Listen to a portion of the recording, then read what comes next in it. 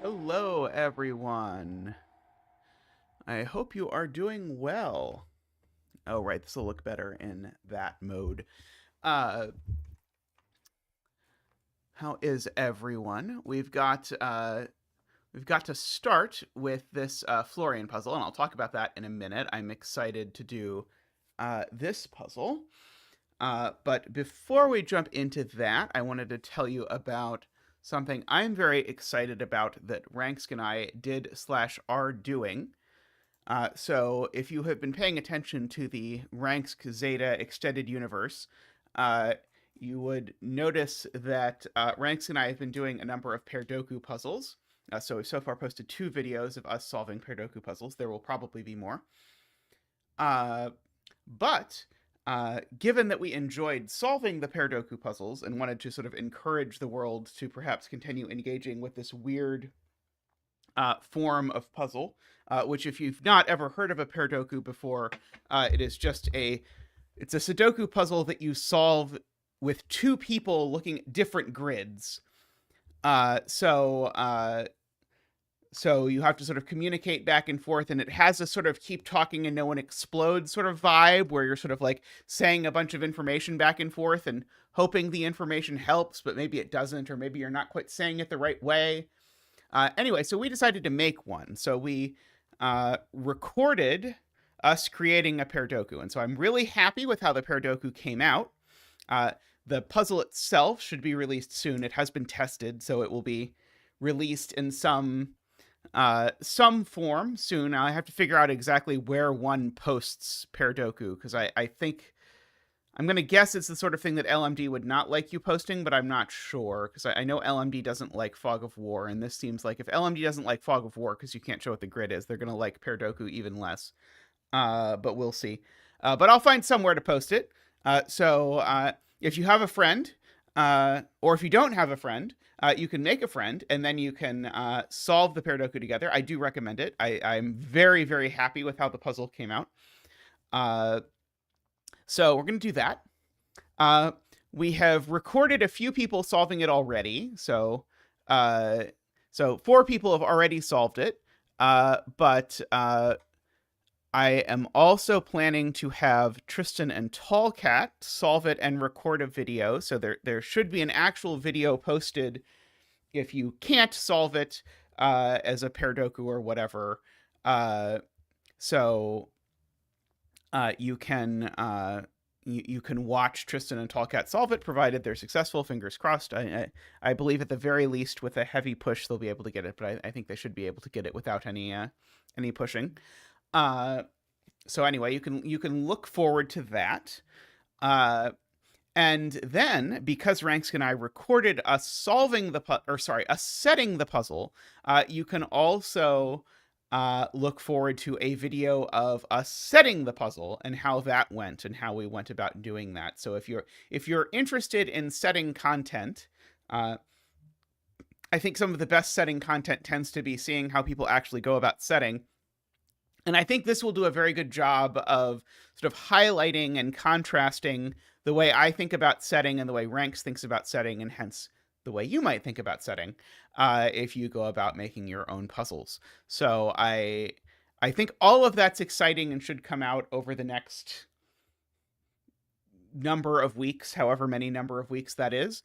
So you can look forward to all of that. But in particular, by a day or two from now, the puzzle should be posted. I'll post about it in Discord when the puzzle is actually posted and available for you to find a friend and do the Paradoku. Lakia asks if it's hard. I think it's probably... It's hard to say. I'm going to guess probably it's like a 4-star break-in, give or take. It's definitely designed to play on the fact that the puzzle is about communication. And so it's about what can I communicate and how does that affect things. And so the break-in in particular leans a lot on communication. And so having watched a few people having watched a few people do it, I'd say that has borne out to be the challenge of the puzzle is figuring out how to ask each other questions and communicate information about it. Isabella notes that Paradoku only exists because Triss suggested the idea on stream. I think I did not know that part of the Zeta Ranks Extended Universe lore, but that is great, Isabella. So it all comes full circle where now Tristan's going to be solving one. That is cool lore to go back behind the scenes. I should also mention, while I am at it mentioning things, that Ranksk does this series where I believe every day Ranksk posts a 6x6 that is about 1 star in difficulty with some variation. But there we go. Let me pin the puzzle that we're doing while I'm thinking about it. So this is called the Sudoku Adventure Series. It's over on Ranksk's channel, so youtube.com/Ranksk if you have not been there. And Ranksk takes submissions for this. So I started doing some submissions, and so the first submission I made for the Adventure Series appeared this week. So if you want to see more Zeta content in the 1-star Zeta genre, you can do that there. Also, I made several puzzles for that. And some of the puzzles I made for that, I rejected as being too difficult for that. One of them in particular was a 2 truths and a lie puzzle I was super happy with, but was also super nowhere near 1 star. To thank all of you supporters, I posted that 2 truths and a lie 6x6 over in the Zetamath exclusive room on the Discord. So anyone who supports the channel at any level in any way has access to the Zetamath exclusive thing. So if you want to go and do a, I think, super fun 2 truths and a lie puzzle that's a 6x6, it is there for you, and I commend it to you, I suppose I should say. Yes, Glum Hippo. I yesterday saw a quad doku. I believe the natural number of participants for a Paradoku is actually 9, because then it's 1 per digit, and I think that makes a lot of sense. But I have yet to see a 9-person doku, but I am assuming that it will happen inevitably. Alrighty.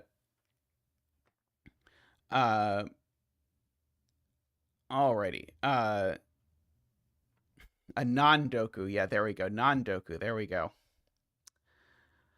Alrighty, I think that is it for my stuff to talk about series. Oh, I should also mention, by the way, I, at some point, and it's not going to be today, but I, at some point in the near future, maybe on Sundays, maybe on Friday's stream or Sunday's stream, am going to watch my original setter video for Cracking the Cryptic and do a Zetamath Reacts to Zetamath setter video, because I made it 2 years ago with how I thought about setting then. And of course, I think about setting very differently now, because at that point I'd been setting for 9 months, and at this point I'd been setting for closer to 3 years. Anyway, you can look forward to that, but I'll figure out some way to announce it in advance. I think is a little weird. It's a different stream activity than usual for me to sort of react to setting stuff. But anyway, I know there's some interest. Some of you are interested in setting stuff, and some of you are not at all interested in setting stuff. But anyway, we'll do that at some point. That is the best that I can say. Okay. So today, the puzzle that was voted on by supporters was this puzzle by Florian. So this is actually a collection of 6 6x6 puzzles. And so, as always, I start with the puzzle from the bucket that is most voted on. And the people who vote are the people who support the stream at the windmill level or above. So you can see their names flashing by during the break. And also, if you'd like to support the stream at the windmill level or above, you too can see all of the potential upcoming puzzles and throw your weight around by voting. So anyway, the voters for this are Nordy, Chef of Death, Ken, Paul Fly, Luda, Russ, and David. Thank you so much to all of you. Hey, random guest. I hope you're doing well. Alrighty. Jay Dyer says information theory suggests that perhaps 72 is the optimal. Hey, Spunk, welcome. Alrighty.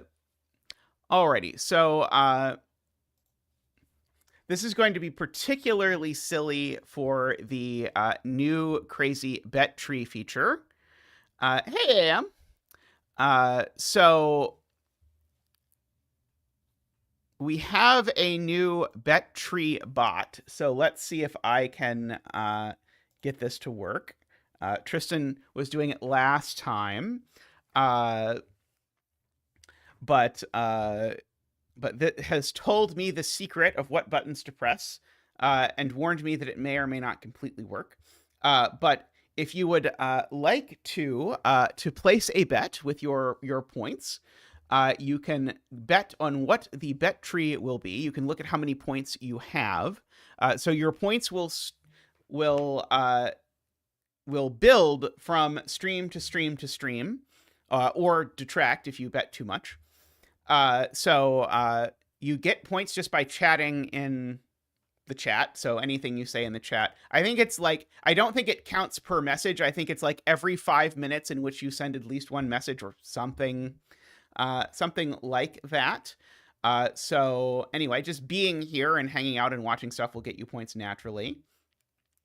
And then it will let you bet. Now note, it will let you bet on things that are not between 1 and 6, but this is a normal 6x6. So you should probably only bet on 6x6s.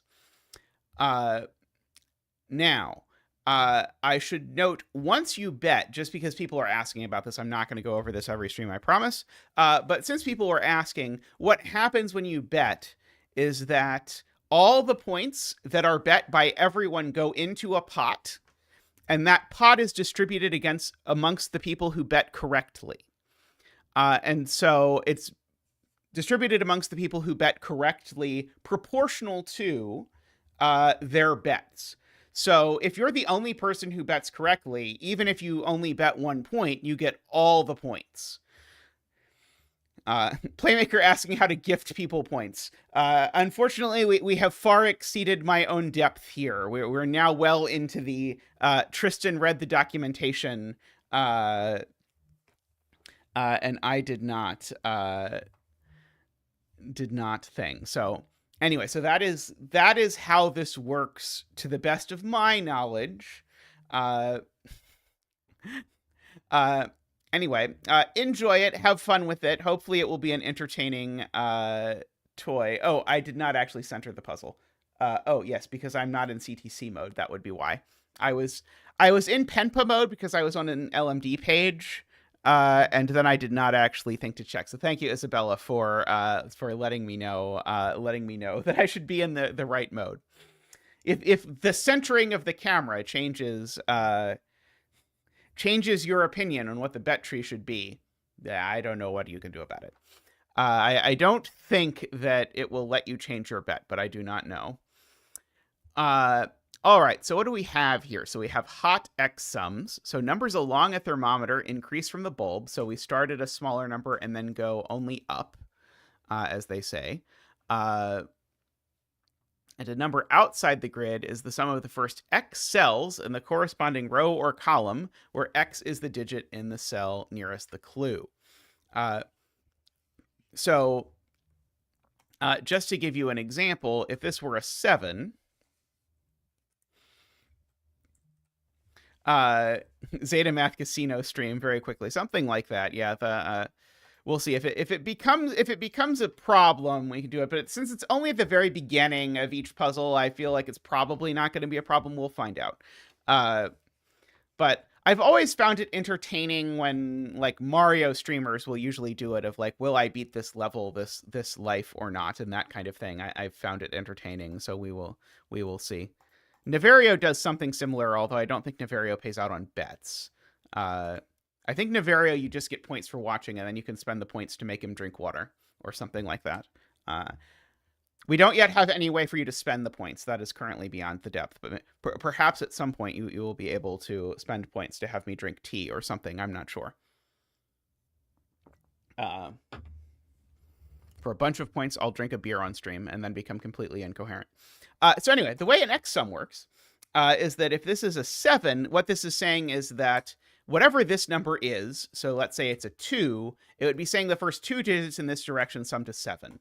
So it would be 2 and 5. That would work for an X sum. If instead this were a 3, it would be saying the first 3 digits in this direction sum to 7. And that's cheekily not possible.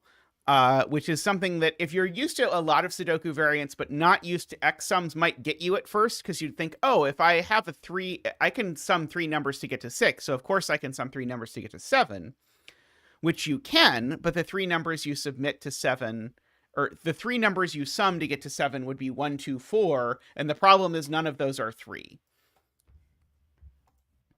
Anyway, so we can goodlift this Thermo like that, and so oops 4 5 like that. Now 1 2 3 4 5 6. Now I saw when Chameleon was solving that Chameleon actually could write 5+ into cells, but I don't have that yet. But there may be an upcoming thing that I may steal from Chameleon to do that. 2 3 4 5. Okay. Now a thing that's pointed out is you can never have an X sum that sums to 2, which is the reason for that is because I can't sum 1 digit to 2, because the 1 would be a 1, and I can't sum 2 digits to 2 because they'd both have to be 1, and if both of them are 1, neither of them is 2, and assorted other problems. So that's not a 2. I don't think we can get to 4 either, actually, because I don't think we can get 4 as an X sum, because you can't do it in 2 and can't do it in 1, and certainly can't do it in more than that. So that can't be 4 either. So we've got that. Now, certainly this number can't be very large, because, and in fact, this number has to be the same. Oh no, that's not true. Sorry. Don't listen to me trying to do Sudoku on numbers that are outside the grid. But this number certainly has to be, in fact, it just has to be a 2, right? It can't be anything but a 2. Because this number is less than 6, so this number can't be as big as 3, but it's not 1, so it can't be a 1. So the only number this can possibly be is 2. And we get to bring in Zach for our famous digit dance. Woohoo!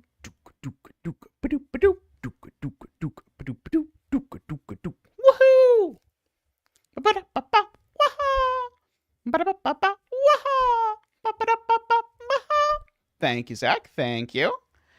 Now, I saw someone in chat point out that exactly the same thing is true of this cell, which I agree. 3, 4, or 5 are all only going to be that. Oh, this also can't be 4 for exactly the same reason we previously noted. So that's not a 2. And so once this is not a 2, because that's a 2, this is a 3 or a 4. This can't be a 3 anymore. And so this is a 5. It's the only option, which now means that's a 3, which now, funnily enough, means that's a 4. And that's a 6. Now, we have a similar thing going on here. As soon as this can't be 2, this is at least 3, so this can't be 3. So that's a 5. And so that's a 6 going on over there. That's a 3 because 5 is 2 plus 3. That's a 4. So we've got all of that. So that's not a 3. Sayori points out this being 3 is no longer possible because these are a pair.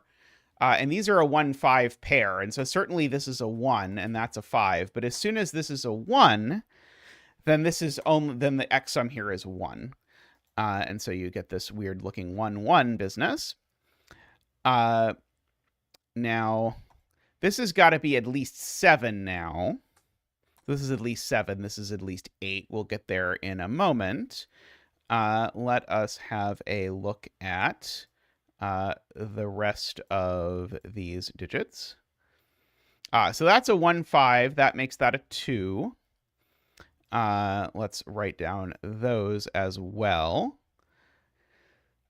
So we've got all of that. So this is certainly not a 1, because if this digit was a 1, then the x sum would be 1, and I'd have to write a 1 here, but 1 is not bigger than 6. So that's a 5, and that's a 1, and that's a 6, and that's a 4.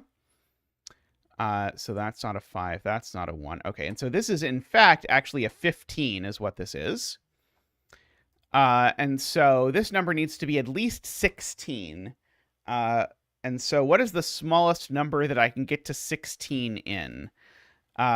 Well, I certainly can't get to 16 in 1 or 2. Can I get there in 3? 3, 5, 6 is not big enough. 3, 5, 6 is not larger than 15. So this has to be a 4, which makes that a 2, which makes that a 6 and a 4.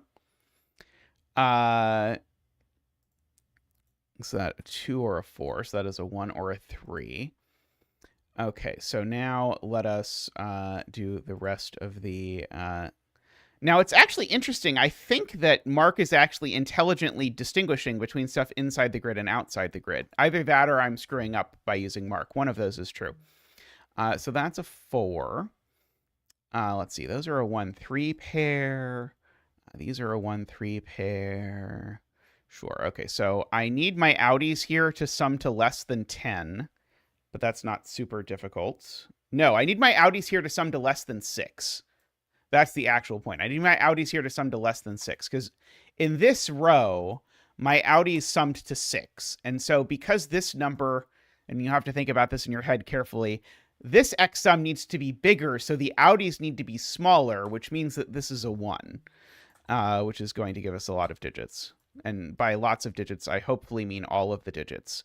Because if it doesn't give us all the digits, I don't know what we're doing with our lives anymore. 6, not a 1, not a 3. Not a 3 there. And this digit can't be a 5 or a 6. Because if this digit were a 5 or a 6, then that would make my outies not work. So this digit is, in fact, at most 2. And so therefore it is 2. So I can pay out the 2 betters. So congratulations to the 2 betters. It looks like 2 was an uncommon bet. So hopefully the 2 betters made lots of money on their bets.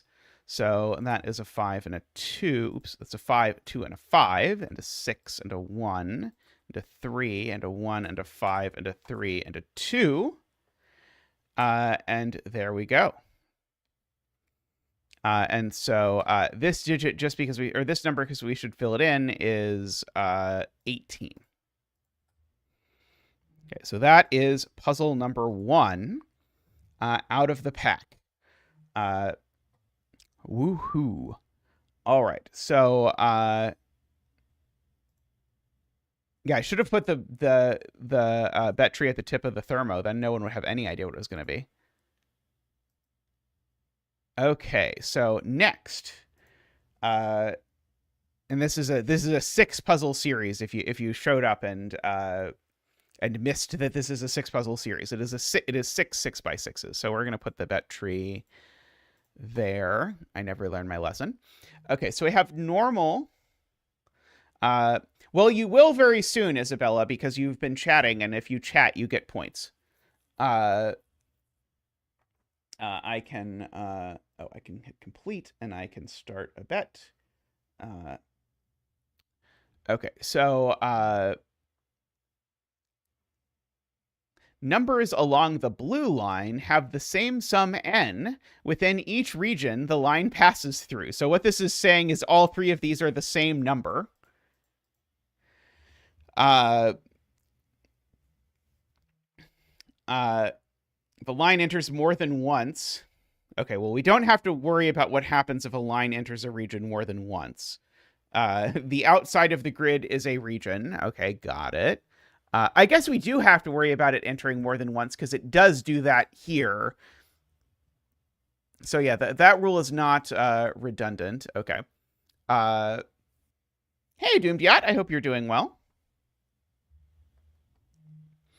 I should mention, by the way, we're going to wrap up stream probably a little bit early because starting basically when we plan to end stream, Memerister and Niverio are streaming over on Memerister's stream. So if you want, the Sudoku just keeps coming today. So if you want 8 hours of Sudoku content, you may well have 8 hours or more of Sudoku content just from streams alone.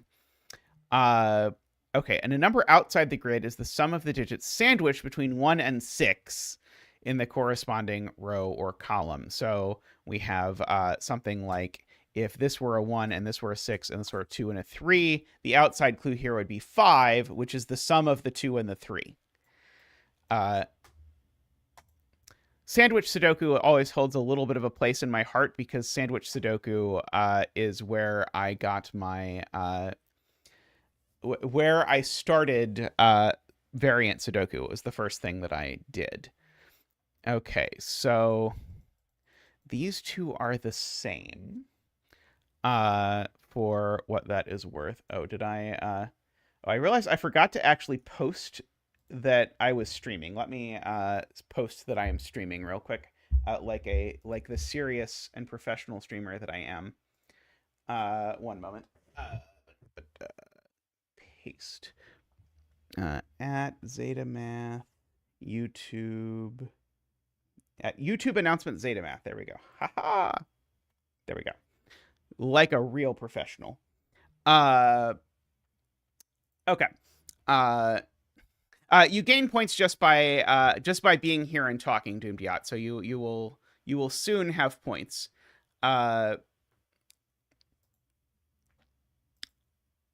Okay, so Sayori has the point here, which is that this digit here has to be a more than one cell sandwich because this digit is the sandwich total for the row. So if this was a 3, it would be a big problem because I would have to put a sum of 3 between the 1 and the 6, and you can't because you can't put a 2 and a 1 between the 1 and the 6 because you're already using the 1. And so the smallest 2-cell sum is 5. And so this is always a 5 or a 6. Now, so the outies here, so if this was a 6, hey, Niverio, welcome. Niverio has been a member for 15 months. Do you have any special insight into what it is that you're streaming? I was just advertising you and Memerister streaming later, but I don't know anything other than that you're streaming. So if you want to put an advertisement for, we're definitely going to do quite a mouthful and another Gliproll puzzle or whatever, by all means advertise. But let's get you a donation dance. Woohoo!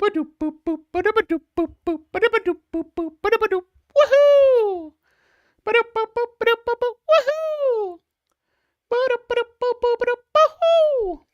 Thank you, Zach. Thank you. It's one I've already solved. Is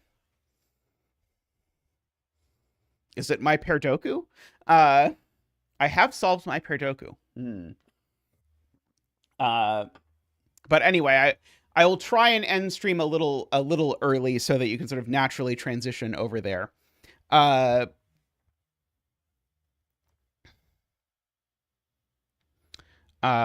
Yeah, all of these are equal, I believe, is what is true. 6 breaks box 1. let's see, if this was 6, right. The problem is if this is 6, I need a 2-cell sum to 6 that doesn't use a 1. And so the problem is if this is a 6, I need a 2-cell sum to 6, which would be 2, 4, but I also need a 2-cell sum to 6 in this direction, which would make this a 2, 4. And the problem is that gives us a 2, 4 triple. And we do not stand for 2, 4 triples in our puzzles, so we don't accept 6. So therefore, this must be a 5. Okay, and so there is a 2-cell 5 sum, and the outies need to sum to. Okay, so the non-cross digits sum to 14, so the outies need to sum to 9, and so my other outie is a 4. So so one of these two in this row is a 4. Because my outies summing to 4 don't work. And so one of these two in this column is a 4. Oh, I hear Ranks in my head saying something about 2-stringed kites or something. Let's see. I don't think this being a 4 works now. Yeah, this being a 4 doesn't work because of that. I think it's less complicated than a kite. But if this was a 4, okay, someone has a way smarter observation than this one that is way less complicated than the one I'm about to make. But if this is a 4, it doesn't work. And it's because if this is a 4, now that's a 4. But also I'm supposed to make a 4 sandwich. But the only way to make a 4 sandwich is to put a 4 between a 1 and a 6. But spoiler, I'm not fitting that 4 between a 1 and a 6. So that actually can't be the 4. It has to be that's the 4 and that's the 4. And now that observation, I will fully admit, is way, way, way more complicated than the correct observation, which is that I already know the sandwich sum in this row is a 5. So therefore, the sandwich sum in this row is a 5. But what are you going to do? So these are 1, 6. These are 1, 6. And these are 2, 3. Oh, did I screw this up? It's possible I screwed this up.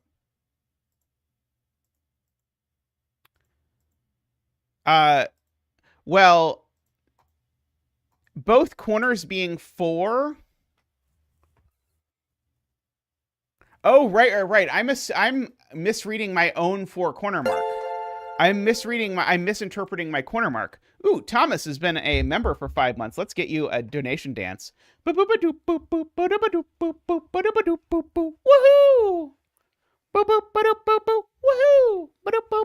Woohoo! So what happened here is that I misread my own corner mark. So I assumed here that this meant, for no particular reason, that one of these two had to be a 4. But there's no reason one of these has to be a 4 because these could both be 4. So I sort of created a link in my brain that wasn't really there. Now, as Playmaker says, we can just sort of steal the easy bait or the easy win, which is that has to be a 5. Because these are both the sandwich clue for this row. But I thought I had something exciting with the 4s, but I don't think I quite have something exciting with the 4s.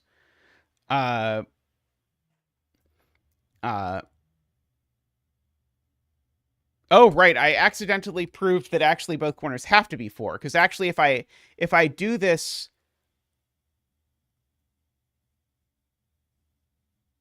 Wait. I think I proved that this corner's 4, right? Maybe? No? I'm not sure. I'm not sure I proved that both corners are 4, did I?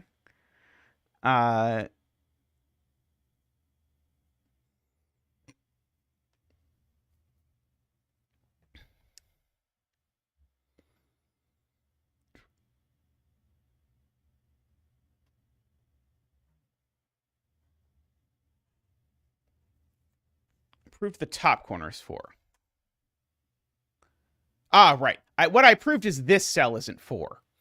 Because if this cell is 4, that really does make this cell 4 and really does force me to put a 4 sandwich in a column with a 4 at the border.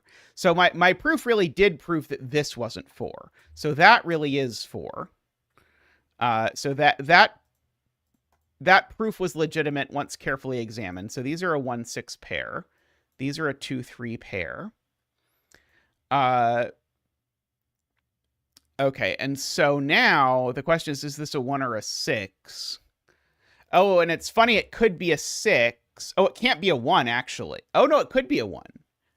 Oh, that's funny. Okay, so this is always a 0 or a 5. Because if this is a 1, then that's a 0, which is a totally legitimate sandwich clue. There can be no digits between the 1 and the 6. And it could be a 6, in which case it's a 5 and a 5, but that's okay because I could have a second 5 sandwich clue. That would be okay. So that is a really cute thing to have turn out to be the case. Now, my sandwich here is at least 3 because it's the sum of these two. So this is a minimum of 3. I can't write 10 and 11 in here, but you have to imagine that I've written 10 and 11 in here as well. Yeah,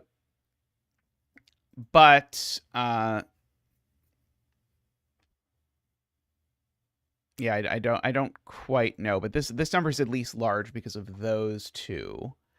Okay, well, this is definitely the crust for the sandwich in this column. And this isn't a 0. So this is never a 1-6. If I want to do my usual coloring, I think I'm going to just remember this yellow coloring, which is just the sign that I'm just going to forget it.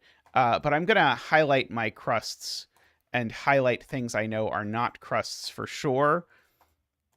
So I know that's not a crust. And I know these two aren't crust because the sandwich for this number, which is the same as that number, is always either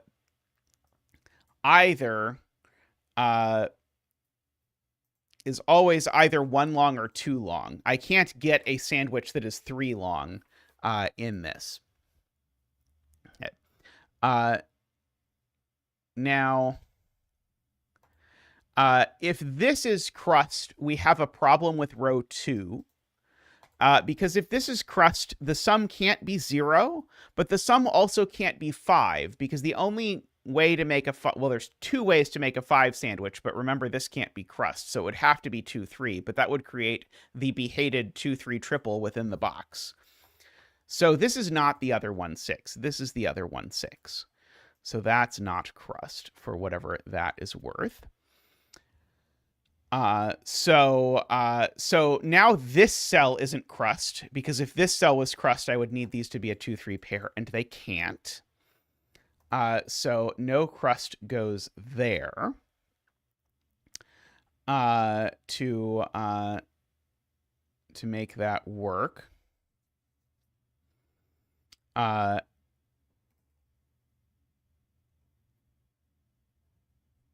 don't think I know that this isn't 4.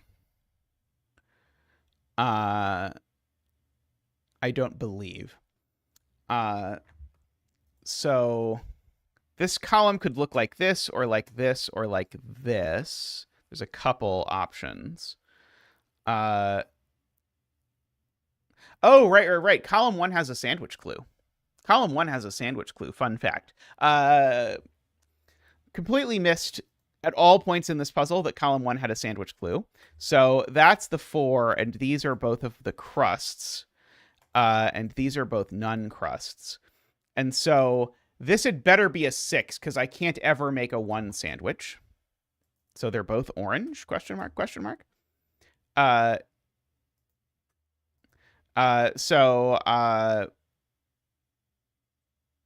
So these are a... I just didn't think there was any reason why the 4 couldn't go down here, because I was completely forgetting about the... I forgot that the sandwich clue in this column had to add to 5. So these are a 2-3 pair. Okay, the sum is 6. So this is not a 1-cell sandwich, because if this is a 1-cell sandwich, that would be a 6, and it can't be because there's a 1-6 pair in the box. So this is not crust, and this is. So that is a 6, a 1, and a 6, and a 6, which makes that also a 5. which makes this a 1-cell 5 sandwich, because it can't be a 2-cell 5 sandwich, because that would make a 2-3 triple in the box. So that's a 1 and that's a 5. So these are a 2-3 pair, indeed. None of these are crusts. We've got, that's not a crust. Oh, and that's not a crust as well. We've got, I did prove the 6 sandwich is not 1 cell long in a complicated way. You're correct. So we have that. Yeah, Anti-Knight, the voters decreed that I should start with Florian 6x6 pack, so I am starting with Florian 6x6 pack. Okay, so now how am I summing to 6? Am I doing 3 plus 3 or 2 plus 4? Well, 3 plus 3 has problems, so we're going to do 2 plus 4. We'll pay out the 4 betters. Pick the winner. The betting winner has been picked. So 3, 2, 3, like that. Let's see. So the 3 in this box now goes here just by Sudoku. So that's a 2. So these are not that. Not that at all. These are 3 and 5. So these are 1 and something else. 1 and 4. These are 2 and 5. Bets are tracked now. Yeah, we've moved up in the world into this very fancy thing where there are now actually points that maybe possibly someday will go towards something. It literally just started last stream, so we'll see how it goes. But 3, 2. Okay, so now this number is at least 3. So that number being at least 3 means this number is at least 4. And it can't be 4 because I can't have a 4 sandwich sum. And the Audi is summed to at least 7. So the sandwich sum can't possibly be larger than 7. Because remember, there's only 14 total to go around. And so this number, therefore, is at most 4.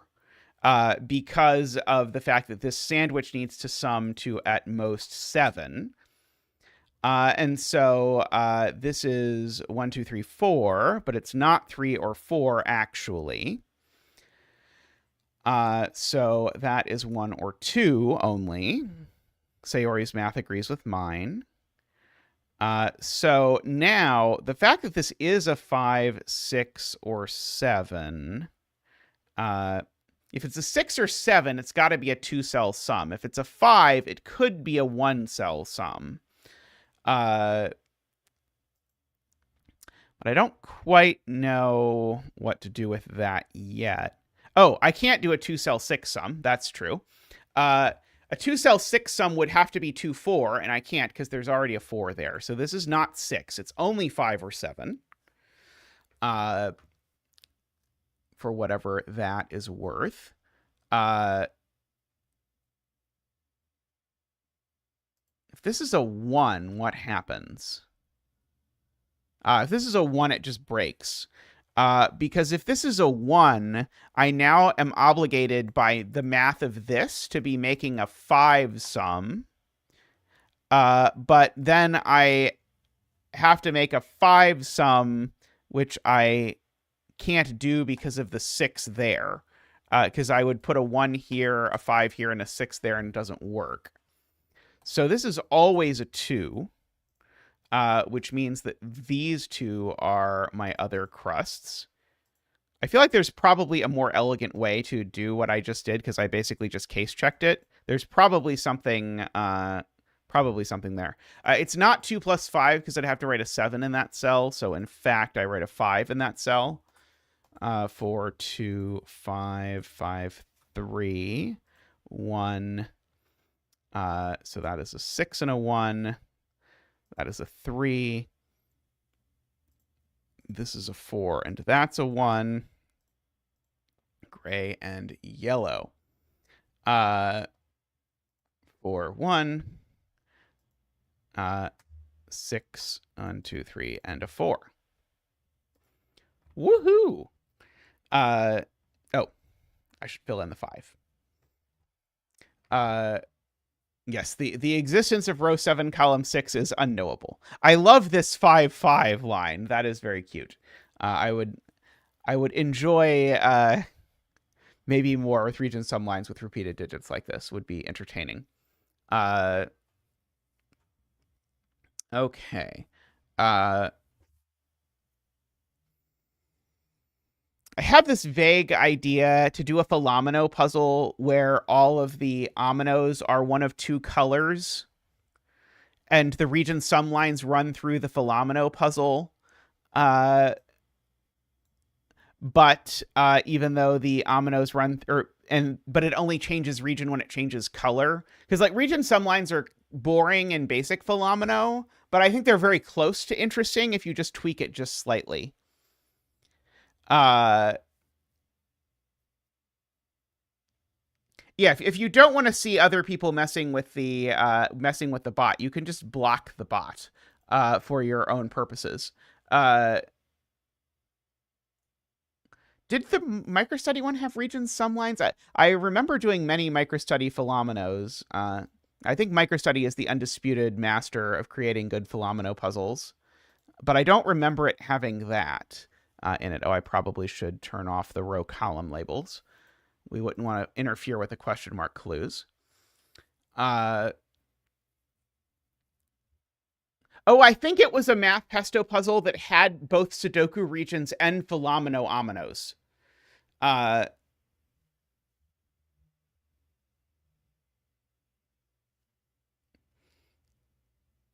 I would say Jesper is the master of pencil puzzles, not Philomeno puzzles. Would be my my statement about Jesper. When I think of my favorite Jesper puzzles, they're not Philomeno puzzles. Let's see. If I block the bot, can I still bet? Wanting the best of all the worlds.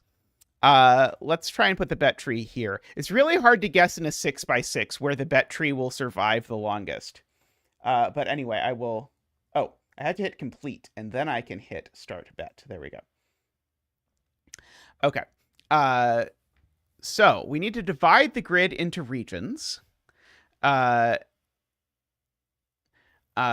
Each consisting of 6 orthogonally connected cells. Great. So this is like a 6x6 chaos construction-ish kind of thing. Each region needs to contain the digits 1 through 6, once each. A question mark outside the grid indicates the first X cells in the corresponding row and column are in the same region, and the X plus first cell is in a different region, where X is the digit nearest to the clue. Okay, so these are telling you sort of how far the region extends in each direction, and the gray cell is even. So, hey, Alfonso, it's been a long time since I've seen you, but great to have you back. So the first thing I see is that this digit is very constrained. Because let's just imagine that this was a 6. It would be saying that this region extends 6 in each direction. And the problem with that is that that's a lot of cells. That's way more than 6 cells in the region. So in fact, this just can't be more than 3. But it also can't be 1, because if it's 1, this is a 1-cell region. So this can only be 2 or 3. And definitely that means that this region extends into those cells at the very least. Okay, and so is there a problem if it is one of these? Maybe not. Oh, and same thing is true here. Okay, there's also a 2-3 pair at this corner for the same reason. And so these digits are a 1, 4, 5, 6. Okay, now that's really interesting because these 2 cells now can't be lots of things. Because if these were 6, it would create enormous problems. Even if these were 5s, it would create enormous problems. Because it would create too many... This yellow or green region would now have too few things. So these aren't 1 or 4. It's funny, I turn the confetti off every stream, and then it comes back every stream. The confetti is very determined. So this now tells me that all of these cells are in the same region. So whether this is a 5 or a 6, that is true. And so now this digit now is very interesting because it can't be as large as 3. If this were a 3, it would become blue and create all kinds of problems. So this is only 1 or 2. Now... Oh, right. I'm going to do this in a really complicated way by saying that if this is 2, this is 3, and then that complicates things with blue by divisibility by 6 and all these sorts of things. But Carl points out, literally, I now know that this is a 2. Because if it were a 3, green would be blue. So that's a 2, that's a 3. And there we go. So now that's a 1. Of some sort. So that tells me that there's a border there. I don't yet know exactly how this works. The yellow now expands over to here. And so now this can't be a 1, so it therefore is a 2, because 2 is the largest I can do. So that's a 2, which means yellow here. We've got that.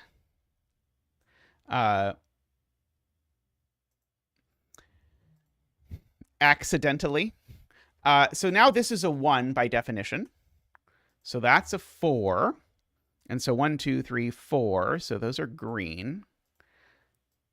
Why is the chaos construction one so much easier than the other ones? So now the 1 in this region goes in one of these 2 cells only. This cell now is only a 2 because there's a 1 looking down at it.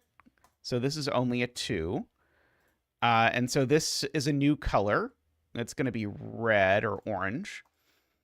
And now orange has now entrapped this whole part of the world. So all of that is orange because of that. Okay, so the question is, do we get a sad, lonely one-line region, or is this region going to do something interesting with its life? That is the remaining question for us to answer.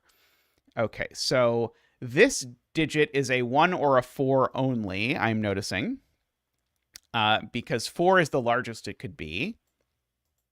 Otherwise, it would be a 1. Okay, we don't have an all question marks are given business. This cell certainly is in a region, so we can play our usual game of this cell is in a region. Well, that region's not blue because that would be too big. So this region extends down. This region extends down like that. So we've got this piece over here. Now, if this was a 1, the problem is funny. If this is a 1, these 3 cells have to belong to a region, and there's not a region for them to belong to. One of them could be blue, but at most one of them would go in the gray region. And there's no other place for them to be. So this has to be a 4. That's really cute. I don't think I've quite seen that before in that way. That I'd sort of run out of cells to claim things. And gray, as being pointed out, could be a color, like purple. So that is going to let me now probably mark the grid, because I'm assuming that's all I can do. Oh, this is blue now, by the way. So this is purple because of that. Oh, which makes that a 5 and that a 6. So these aren't 5. I realized that I did the marking of the grid before I filled in the information that would have made it way, way, way better to mark the grid. But what are you going to do? Oops. These 2 digits have to be the same because this digit has to show up in this column. And so in particular, that digit's not a 6 and it's not a 2 or a 4 or a 5. These 2 1 3s are the same. Yellow doesn't have 6s in it. Yellow doesn't have 3s in it. Yellow already has a 1, so that's a 5 and a 4. So no 5s go over here. Oh, this cell can only be red because there's just no other region left that can claim it. So that cell is definitely red. And so this cell, it's that cell. Because this cell has to show up in row 6, and it's not a 2, so it's that cell. And so they both have to be 6. There is no other way. So this is a 1 of some unknown icity. None of these are 6. That one's not a 1 either. One of these is the 4 for orange. And so that is a 3. Oh, I probably should have closed betting a bit ago. So somehow this one was much faster than the previous ones. There's a 3. So those are a 4-5 pair, which makes that a 3. Oops. Oh, sorry, I'm in the wrong mode. 3. Make that a 1, which makes that a 1 because remember those two were the same. This is not a 3 or a 5. This is not a 3. This is not a 1 or a 3. These are a 5-6 pair, apparently, so that's a 1. I suspect I just screwed up pencil marks, but it's more fun if people get to tell me that I screwed up pencil marks, so I'm just going to keep going and assume I didn't. 1, 3, 5, 4, 4. 1, 3, 1, 3, 6. 1, 4, 6, 1. Okay, so there's a 3-5 pair in this column, so this cell isn't 3 or 5, it's 2 or 4. Oh, purple doesn't have a 1 yet. Purple does not have a 1 yet, and in fact, so that's the purple 1. That cell's red, like that. So that is going to tell us that the bet tree is the digit that's missing in red, which is a 2. So congratulations to all the 2 bettors there. Let me pay out the 2 bettors. Only 1 2 better, I think. So that person made it out well. So that is a 4. 5, 4, 2, 6, 2, 4, 3, 5, 6, 5, 3, 3, 5. And voila!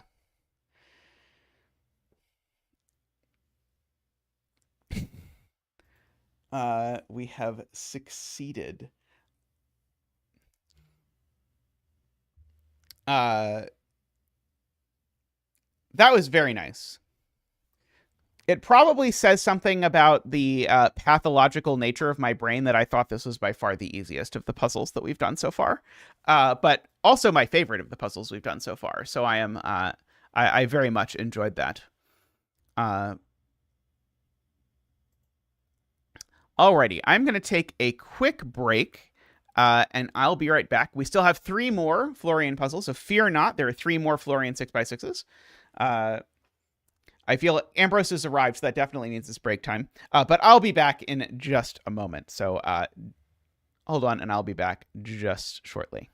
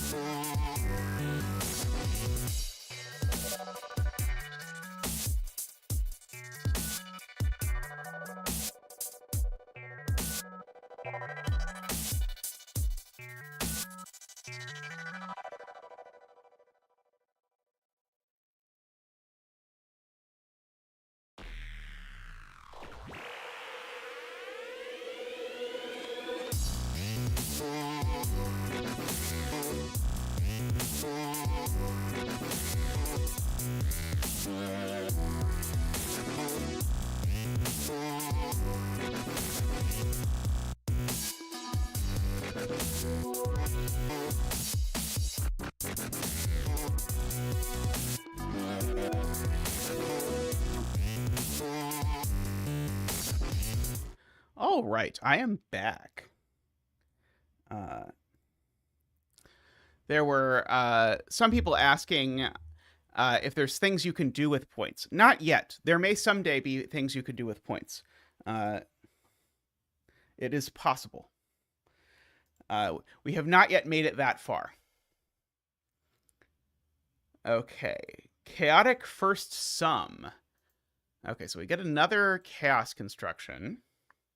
Okay, is this going to be what I think it is? Is this going to be like that Jovi puzzle I loved? Each row column, a clue outside the grid is the sum of the cells up to the first region border. Okay, yeah, so we're doing a chaos construction again. This time we're doing sum of digits up to the first region border. I realize I have to do start bet. I don't know what the loyalty pot thing is. I do not know. Who knows? Okay. So 16 is always a minimum of 4 cells because it's saying the sum of the cells in this region is at least 16. The 7s are at least 2. The 8 is at least 2. The 16 is at least 4. Okay, and these two 16s can't possibly merge, so we get an actual border here. Ah, and now these two cells, this is fascinating. So this border, this region, which I'm just going to go ahead and reward with a color because it's doing something I think is very cool. Blue can't take this cell or this cell, because if blue did take this cell or this cell, I would isolate these cells, or some number of them. If blue took that cell, I can't make both of these cells blue, and one of them would have no color. So neither of these is blue. But now what on earth are they? Well, they can't connect to the left. They have to connect to the right, which actually means that this whole region is finished. Good region, good region. So we've got all of that. And so that region can be rewarded with a color. It can be carnival cake because I liked that quite a bit. So we'll reward it with the best color. So these two sum to 5. Yeah, blue now also finishes up here because we need those two to be some color and they don't have any choice but to be blue. And now this region is done because this has to be part of a region and it doesn't have any choice but to do exactly that because of that thing. Whoop-a-doop. And now this region certainly grows one more without problems. Okay, so I know that these digits are from 1, 2, 3, 4 because of my 16 sum. So the outies in a 16 sum are 21. So those are from 21. So this digit and this digit are the same. So this is from 1, 2, 3, 4. However, DWeb is smarter than I am because DWeb saw that these 3 digits now, or possibly more digits, need to sum to 7, and I did not see that at all.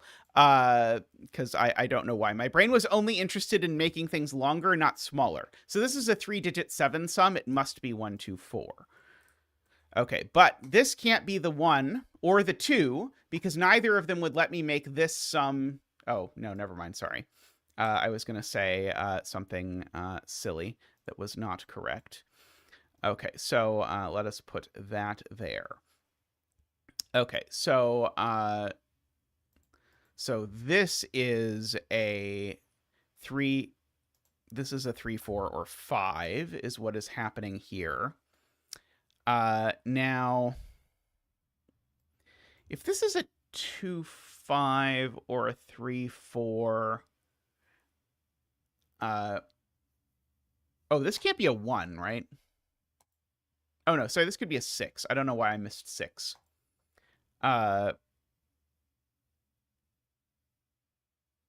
right, these two are equal, Carl is pointing out. So because those two are equal, this is definitely not a 3. And so if that's not a 3, this is definitely not a 4.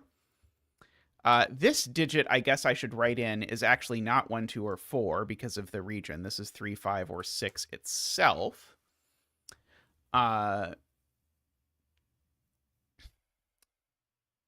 This cell can never be a 5. No, it could if that were 5 and 1. I can say that these two, I don't think this is going to do anything, but I can say that these two digits are 1, 2, and 4 because these two digits go up here. Let's see. Which is worth saying, I believe. Oh, right. These two sum to 5. And if neither of them is 3, then neither of them is 2. So, I don't know how my brain somehow did not do very well at this column. I noticed that before, and then it just did not go well. Okay, so these two are the same digit still, so that's not a 2, which means this is the 2. And we get our digit dance. Ba-doop-ba-doop, boo-boo. Ba-doop-ba-doop, boo-boo. Ba-doop-ba-doop, boo-boo. Ba-doop-ba-doop, boo-boo. Ba-doop-boop, ba-doop-boo, woo. Thank you, Zach. Thank you. These two add to 7, so this one's not 5 anymore. It is only 3 or 6. I'm on the lookout for things that would break the way this works, but I have not found any yet. Let's see. Okay. Right. These two, Sayori points out, this is very smart of Sayori. These sum to 16, so these two sum to 5, but they're not 1, 4.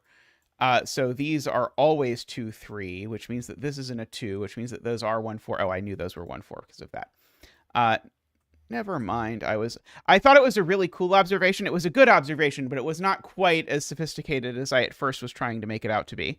Let's see. These also need to sum to 5, and they're not 1, 4 because there's already a 1, 4 in purple. So these are 2, 3. Or alternatively, where do 2 and 3 go in row 2? Whatever way you would like to do that in your brain. Let's see. Okay. So if this is a 3-cell 8 sum, it's no longer 1, 3, 4. So if this is a 3-cell 8 sum, it's 1, 2, 5. Okay. Otherwise, it's 2, 6 or 3, 5.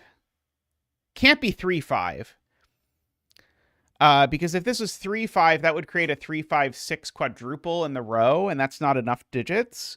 So this is either 2, 6 or 1, 2, 5. So there's always a 2 in it, but I guess I knew that from over there. If this is 1, 2, 5, then that is a 6, because the outies in this row, the betweenies in this row, if you will, are a single 6. Otherwise, if this is a 2-cell sum, we've said it is 2, 6. And these would have to be 1, 5 in that instance. Okay.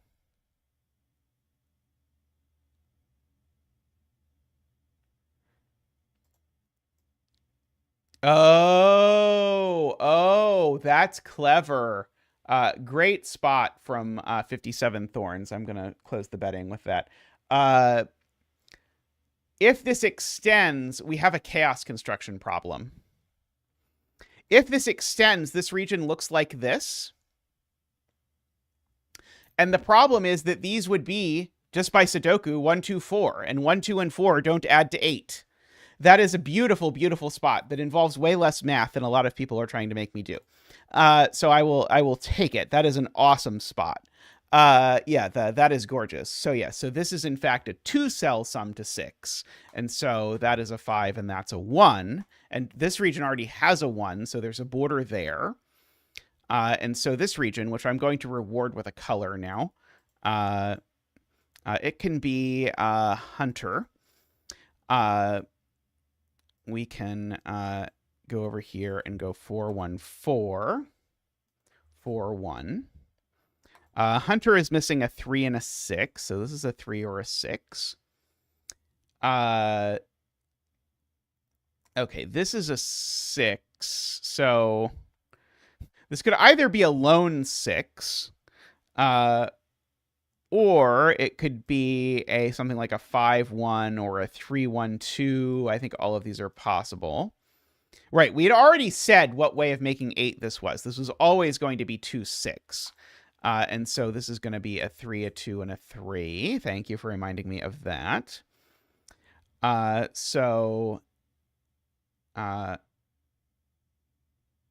so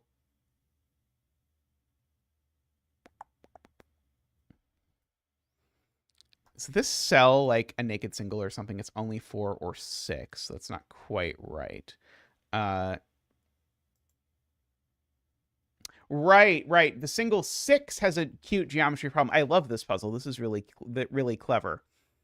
If this is a 6, what happens is very cool. The 6 can't go join the 1 because 6 plus 1 is not 7. But if the 6 doesn't join the 1, then the 6 joins the 2-6, but that doesn't work either.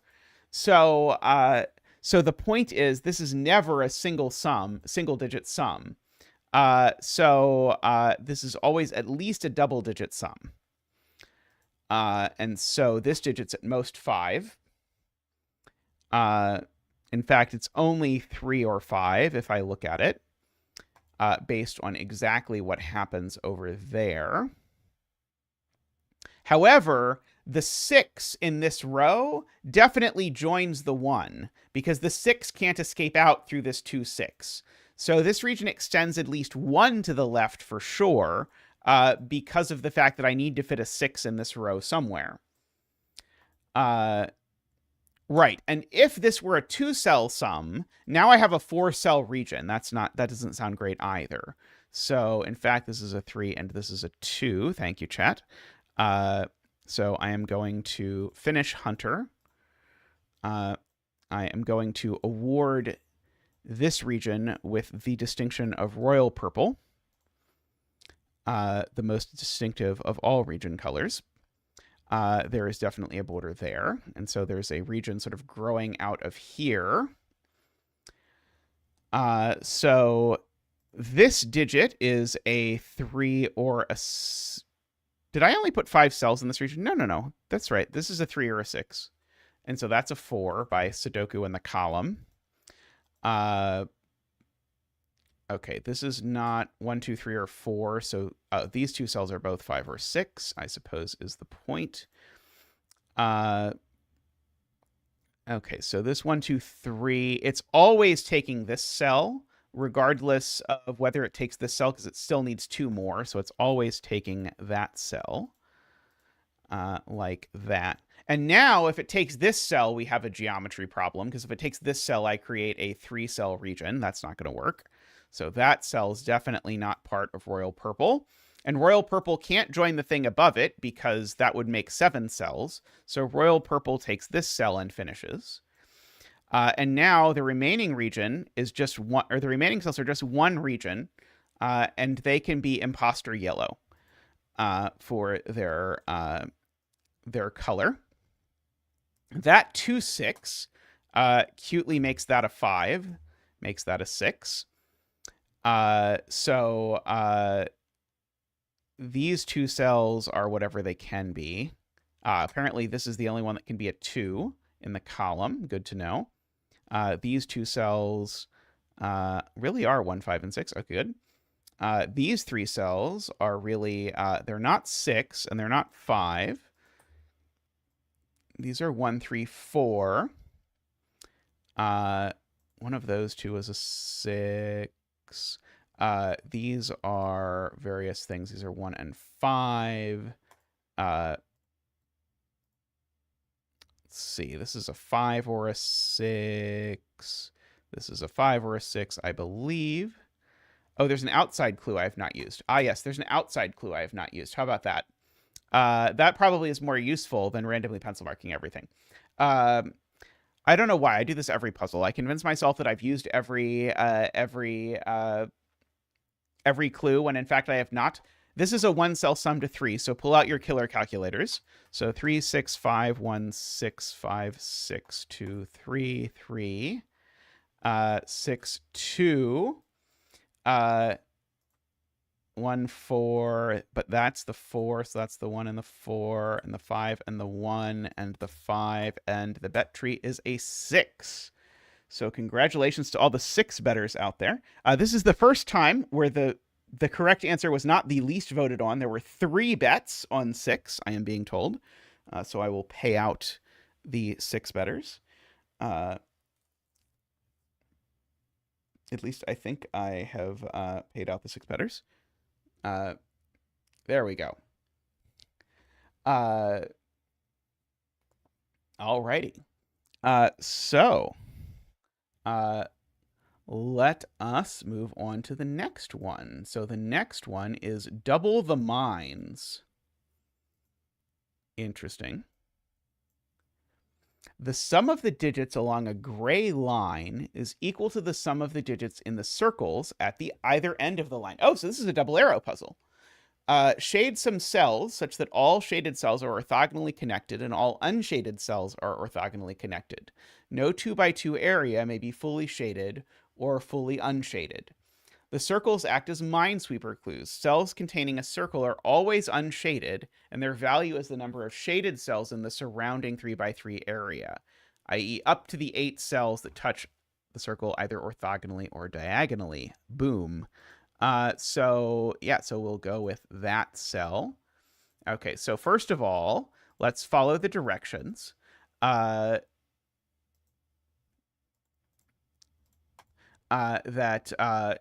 All of these are unshaded.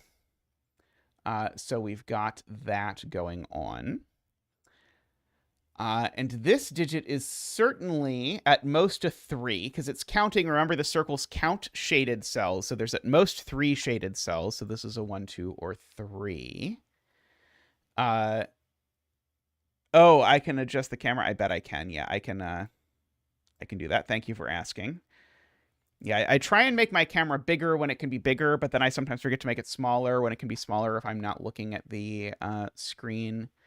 This digit goes over there somewhere. Okay, these 2 digits have to be relatively large because the minimum sum of this line is 11. Because the minimum sum here is 1, 2, 3, 4, 5. Or sorry, is 1, 2, 3, 4 is 10 plus 1 is 11. So if these 2 are going to be part of a sum to a sum that's at least 11, they can only be 5 or 6. Keep in mind they could both be that. I do know one of them at least is a 6. I think bets are started. Oh, no, I did not actually start betting. Sorry. You are correct. I just forgot to hit the start bet button. So these are 5 or 6. And this can only, therefore, be 1 or 2, because 1 or 2 is the largest that I could possibly put down here. Now, if this is 5 or 6, this digit's restrained, as I recently learned from a Ranksk puzzle. In fact, so the point is the sum of these 4 digits, this is the way I think about this. This is exactly the deduction that was in the puzzle that I submitted to Ranksk. These 4 digits sum to at most 18, and therefore these 2 digits sum to at most 9. And therefore this digit's never larger than 4. I guess I could have also gotten that almost from coloring alone, so maybe that's not as exciting as I had hoped it would be. There's no connectivity, right? Oh, no, there is some connectivity. Shade some cells so that all shaded cells are orthogonally connected, and all unshaded cells are orthogonally connected. And no 2 by... Oh, I've completely missed, like, all the rules about the shading. This is just a yin-yang, right? I had not fully appreciated that. So I was just shading and unshading and all of these sorts of things and ignoring that.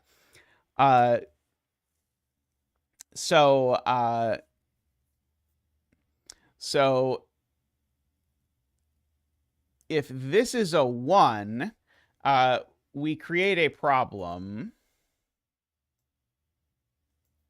Possibly. It's probably not the right place to start. So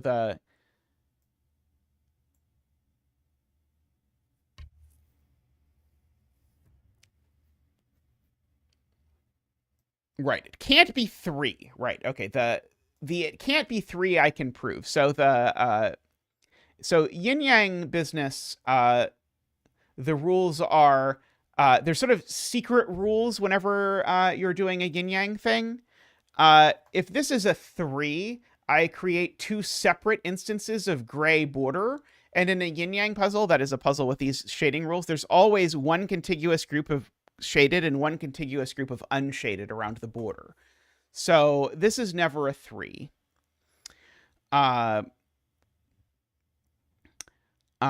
It also would isolate the cell. That's also a fair complaint.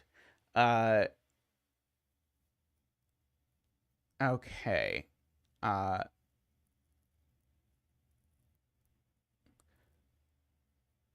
1 is a problem for double arrow reasons. Right. If this is a 1, then these two sum to at most 7, and a 3-cell sum that sums to at most 7 needs a 1. So that's never going to work. I guess, alternatively, I think the cleaner way to phrase this is that these two sum to at most 8, and a 3-cell sum to at most 8 needs a 1, and that 1 rules 1 out of that. I think that's the cleanest way to say it.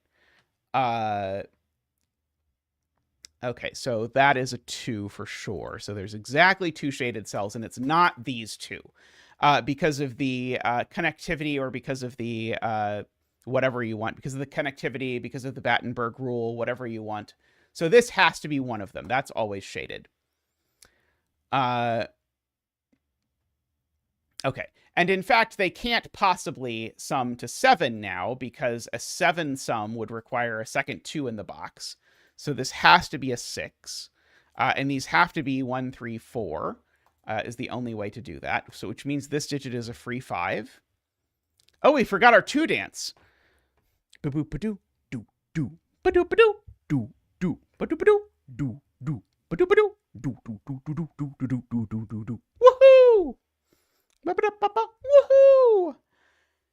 Thank you, Zach. Thank you. Okay, agree. Okay, so that's a 6. Which is a little disappointing, because if that were a 5, it would force this to be a 6. But that being a 6 tells me I don't know what this is. Of course, I do know these are 1, 2, 3, 4. And so these two differ by exactly 4.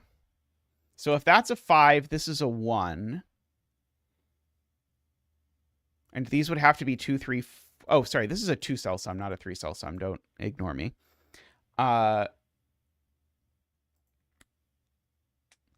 Okay.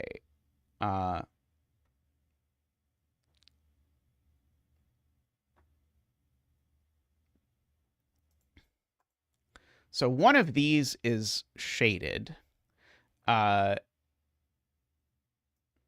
So if this is shaded, we create this really weird thing where that's the only thing that's shaded and all of this is unshaded. Which is a problem because I can't make all of these unshaded.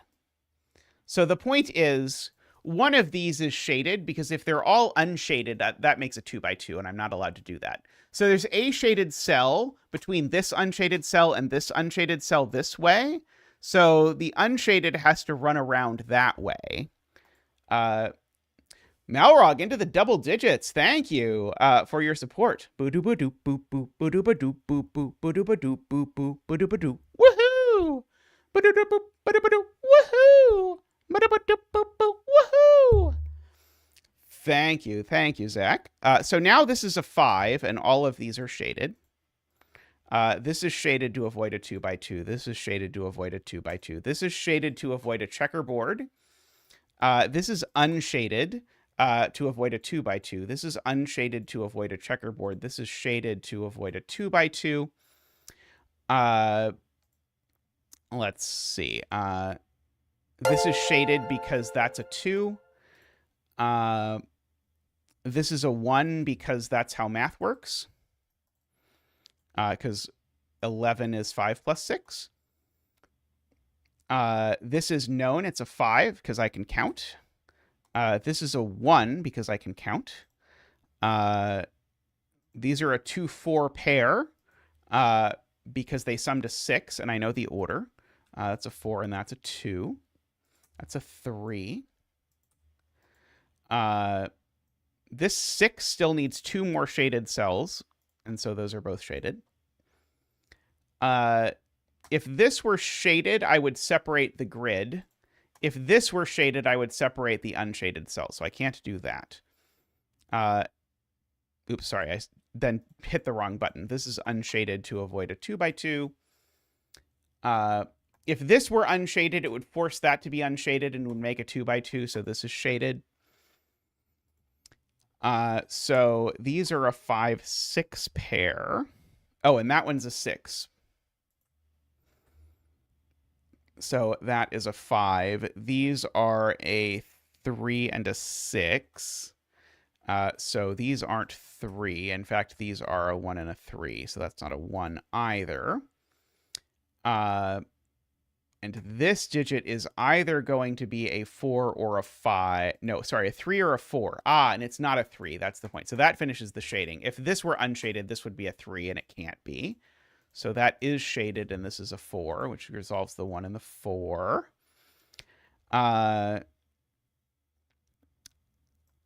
One of these is a 4 just by Sudoku. I'd like that to be the 4, but who knows? Oh, I can just count. I can count. This is a 2 by shading. So that's the 4, which makes that a 3. 6 and 3 and 4 and 2 and 6. These two need to be 1-5 or 2-4, but they're not 2-4 because this can't be either. So they're 1-5. So that's a 3 and a 1. I think we can probably mark the rest of it. 6, 1, 2. 2 and 3 up there, so we can pay out. Oh, I didn't even close the betting this time. I was too slow to close the betting, or I was too fast. We'll pay out the 3 betters. Oh, Nikolai, just too slow for me realizing that I had forgotten to close the betting. 3 may have been one of the more popular bets because I waited to say the or waited to close the bets, and people could see it was going to be a 3.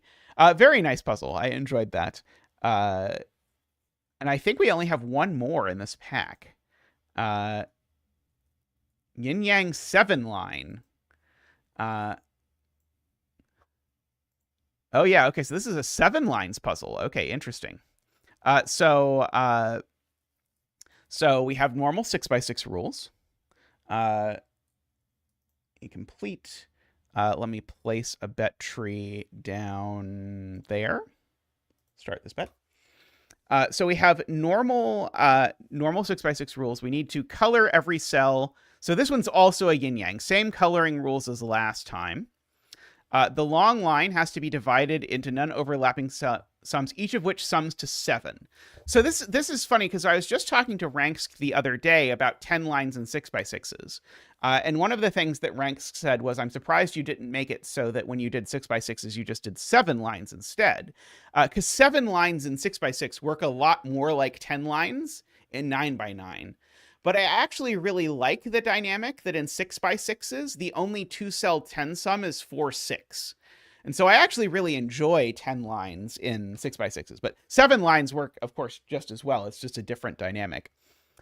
So what we have to do is we have to break this line entirely into sums to 7 that don't overlap.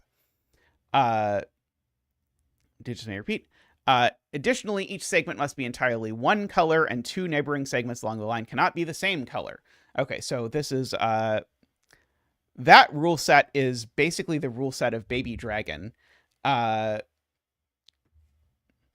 Ilm, I don't think there's any particular requirement. Like I set a 20 lines 9x9 and it worked just fine. You can pick any total you want. I tried to pick totals where people know some of the relevant sums. So like I think a 17 line puzzle would be a little challenging because people would have to think about what all the sums to 17 are. But Malrog, you get points purely by being here and talking. So that is the point. And so the point here is that these aren't all one color, and these aren't all one color. And the way I know that these aren't all one color is because they sum to a minimum of 10, and 10 is more than 7. And exactly the same for these. So therefore, there is a color change in each of these segments. And there's only allowed, remember from the previous puzzle, to be 2 color changes around the border. If I didn't do that, or if I tried to make there be more color changes, the problem is then I can't make things connected. And so all of these cells are the same color for sure. And I can actually extend that coloring into there. And all of these are the same coloring, and I can actually extend that to there. Now to avoid a 2x2, this cell is yellow. And now my 7 sum is not 1 cell long, so that cell is yellow. And my 7 sum here is not 1 cell long, so that cell is purple. This is purple, and my 7 sum is not purple. And this is a 2 cell, sorry, this is not going to be a 1 cell yellow sum, so that's going to be yellow for sure.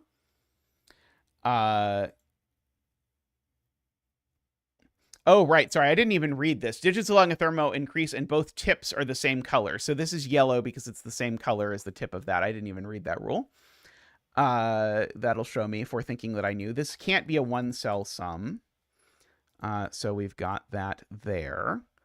Okay, so yeah, in the 2 cell sums, there are lots of types. This is this I need to avoid a 2x2. This I need to avoid a 2x2. And when I do avoid a 2x2, I need to make this at least 1 longer, or I have created a problem for myself. So now, can both of these really be purple is my question. And the answer is no. Because these two, if either of these 2 cells is purple, they're both purple. And now I have to make a 5 cell sum to 7. But these 3 already sum to 6. That's not going to work. So these have to both be yellow, which now makes that purple. Purples connect, which makes that purple. Yellows connect, which makes that yellow. Avoid a checkerboard, which makes that yellow. This purple cell's not 1 cell. Purple sum is not 1 cell long, so that makes that purple. And now I have to connect my purples. So the bedding tree is purple, and this is purple. And now I'm done my coloring. So that does all of our hoobly-hoo, if you like. Okay, so do I want to start trying to color? Is that what I'm doing here? Because there's 3 cells sums to 7. There's 1, 6, 2, 5, and 3, 4. So maybe I want to try coloring those. So this one is one of them. This is one of them. I guess I don't know that this isn't also blue. Yeah, I think we have to subcolor couples now. Is what I think we have to do.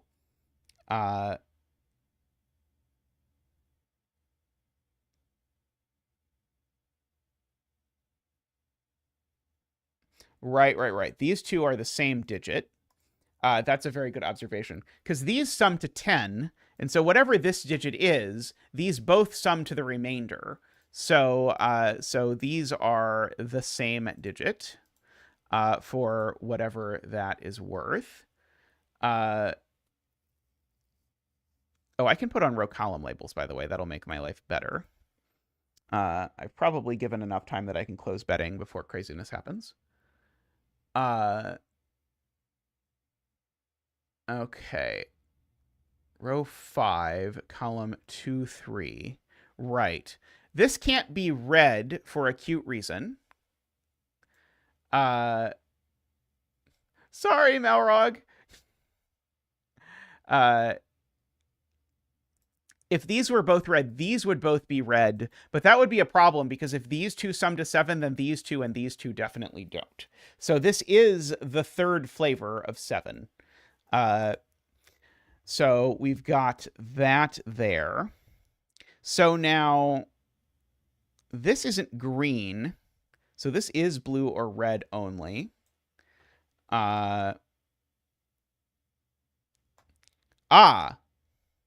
This isn't red, so this is blue or green. Okay, that's not... This is spiraling quickly into not being very helpful. Let's see. Let's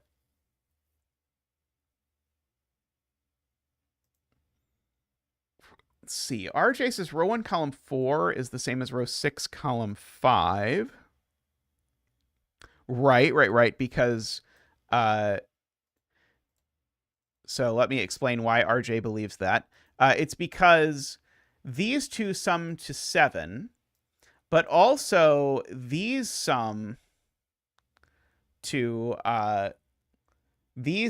14. So these two also sum to 7, but that means this is 7. Also, before I said these sum to 10, but they sum to 14, not 10. But the logic was the same, but my explanation of the logic could use left something to be desired, we'll say.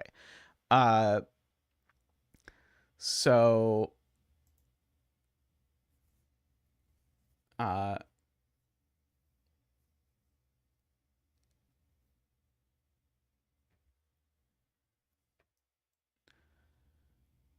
okay, so if this is blue, it would place blue into these two cells in box 5, is at 11's point. And doing that is bad because it would make blue and green overlap, and blue and green don't overlap. So this is not blue, and it's not red. So therefore it is green. Very good. So now... Oh, no, I still don't know what this is, probably. Let's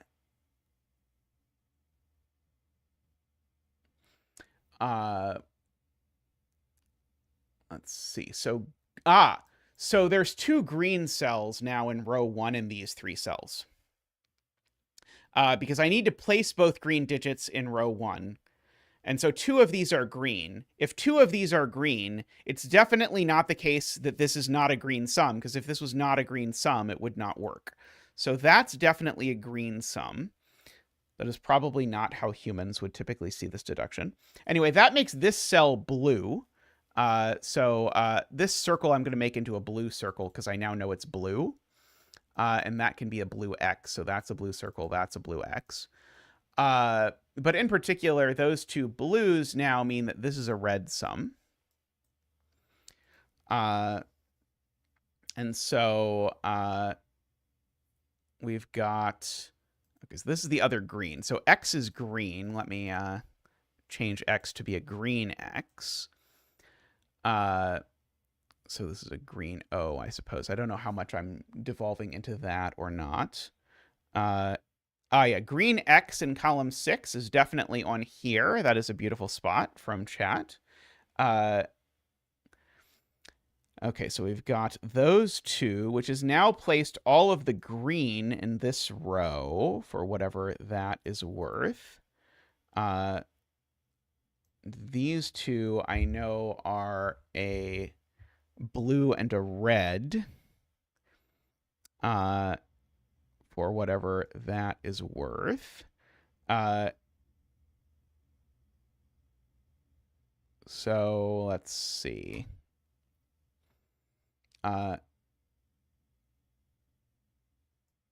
This sum is now blue. Thank you, at 11.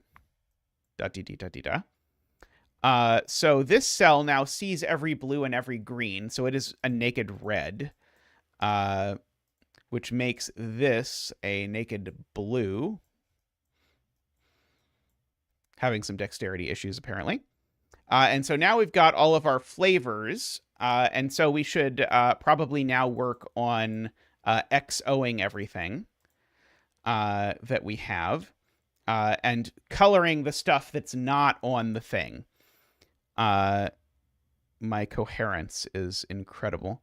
Let's see. So this is also green.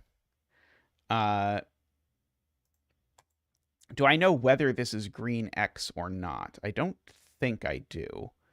The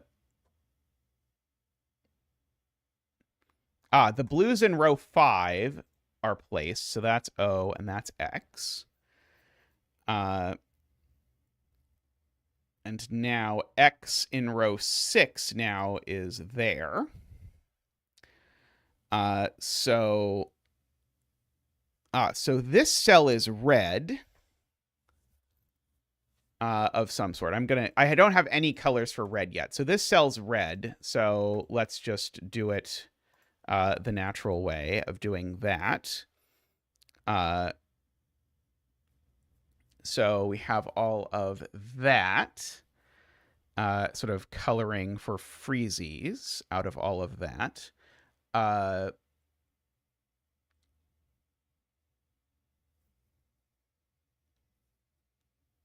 I know that both of these are red, but I don't have a way to mark it. Right. There's only one spot for red X in this box. This coloring hurts my brain for some reason. So within box 2, now we can place the red X per Sayori's point earlier. So the bet tree is red circle. So congratulations to all red circle bettors. May all your betting tree wishes come true. So this is a green circle. So now this is a red circle. Let's see. What color is this cell? This cell is green. I just don't know which green. Yeah, I might, before I can finish the coloring. Oh, this is red X. I can at least do that. Before I finish the coloring on green, I might have to actually think about thermos, because I know all of these cells are green, but I think in order to actually sort it out, I'm going to need to use the thermo stuff. So green O is less than green X. Agree. And blue X is even smaller than that.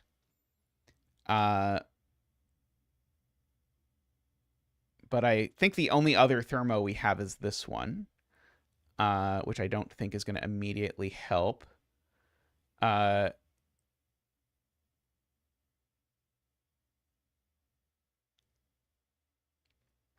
Let's see. Green O is 2 by thermos.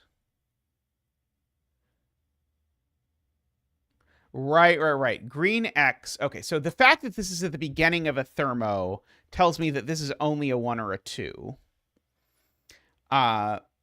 Is the point. So this is only a 1 or a 2 because it's smaller than the smallest red digit, and the smallest red digit is at most 3.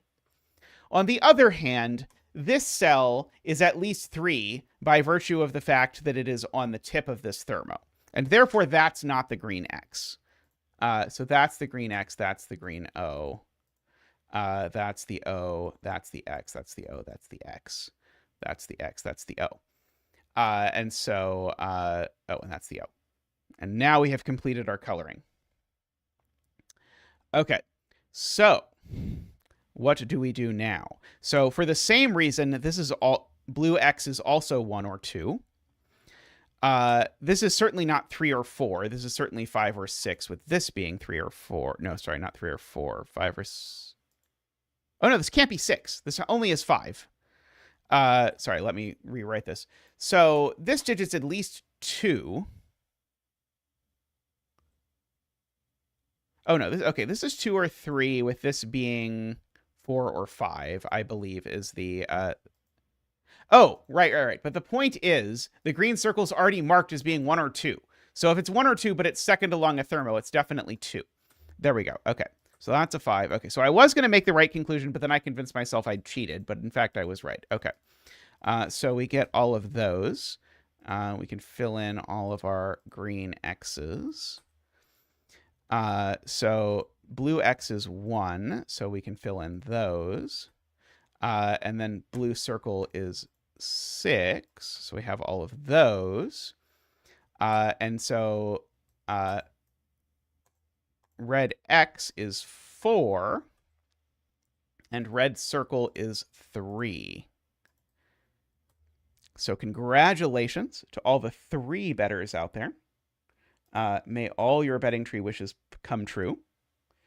3 bettors cleaning up on the 5 bettors there. There were a lot of 5 bettors. Lovely pack, Florian. I enjoyed that a lot. That was a great pack. I enjoyed that a lot. I think my favorite was the Chaotic X count of them, but there were a lot of very cool ones in there. I enjoyed that quite a bit. Very nice. Okay. I am going to take a quick break, and I'll be back in just a moment. So see you all in just a moment.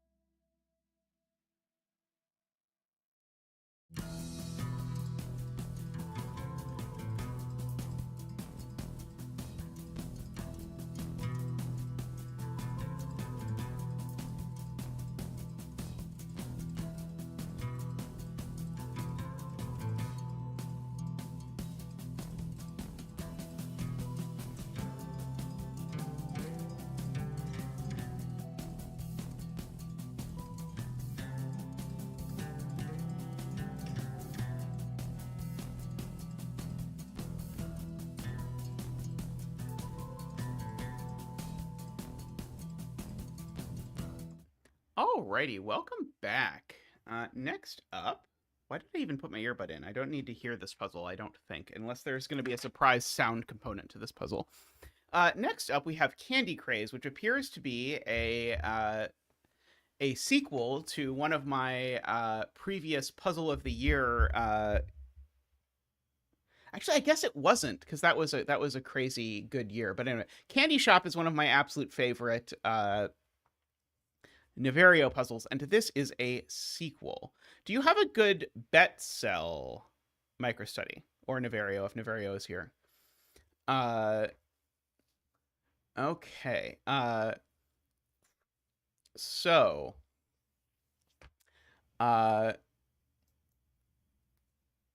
yes, we will need to find a bet tree. But the way this works, normal Sudoku rules, we're back to 1 through 9 land. We have 4 different colors of dots, and the 4 colors represent white dot, black dot, V, and X. Which color represents which, we have to decide. So row 9, column 4 is the bet tree.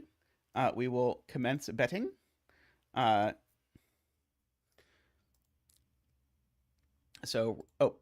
moved the tree. It's row 9, column 4. It really is. So we get to decide what to do. And there's no negative constraints, so I don't have to worry about that. And we've got regular arrows. Okay, so we probably are going to need to start thinking about arrows in some capacity. Okay, so if this was V, there's no way it would work, right? If yellow was V, these would sum to at least 11 each, which is too many. Because if this was V, if these sum to 5, they would be 1, 2, 3, 4 quad. So yellow is not V for sure. If yellow was black dot, I think we might be able to just make it work. Someone in chat will do the look ahead, and if it turns out it's not possible to make it black dot, will tell me. Okay.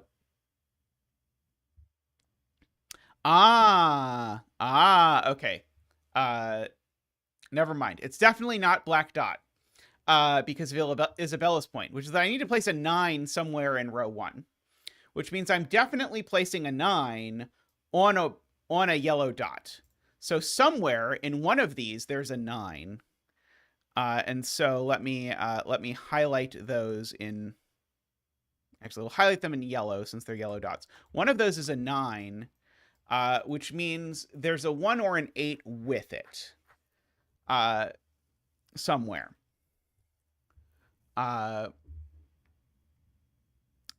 Okay, now it is true that 8 in this row.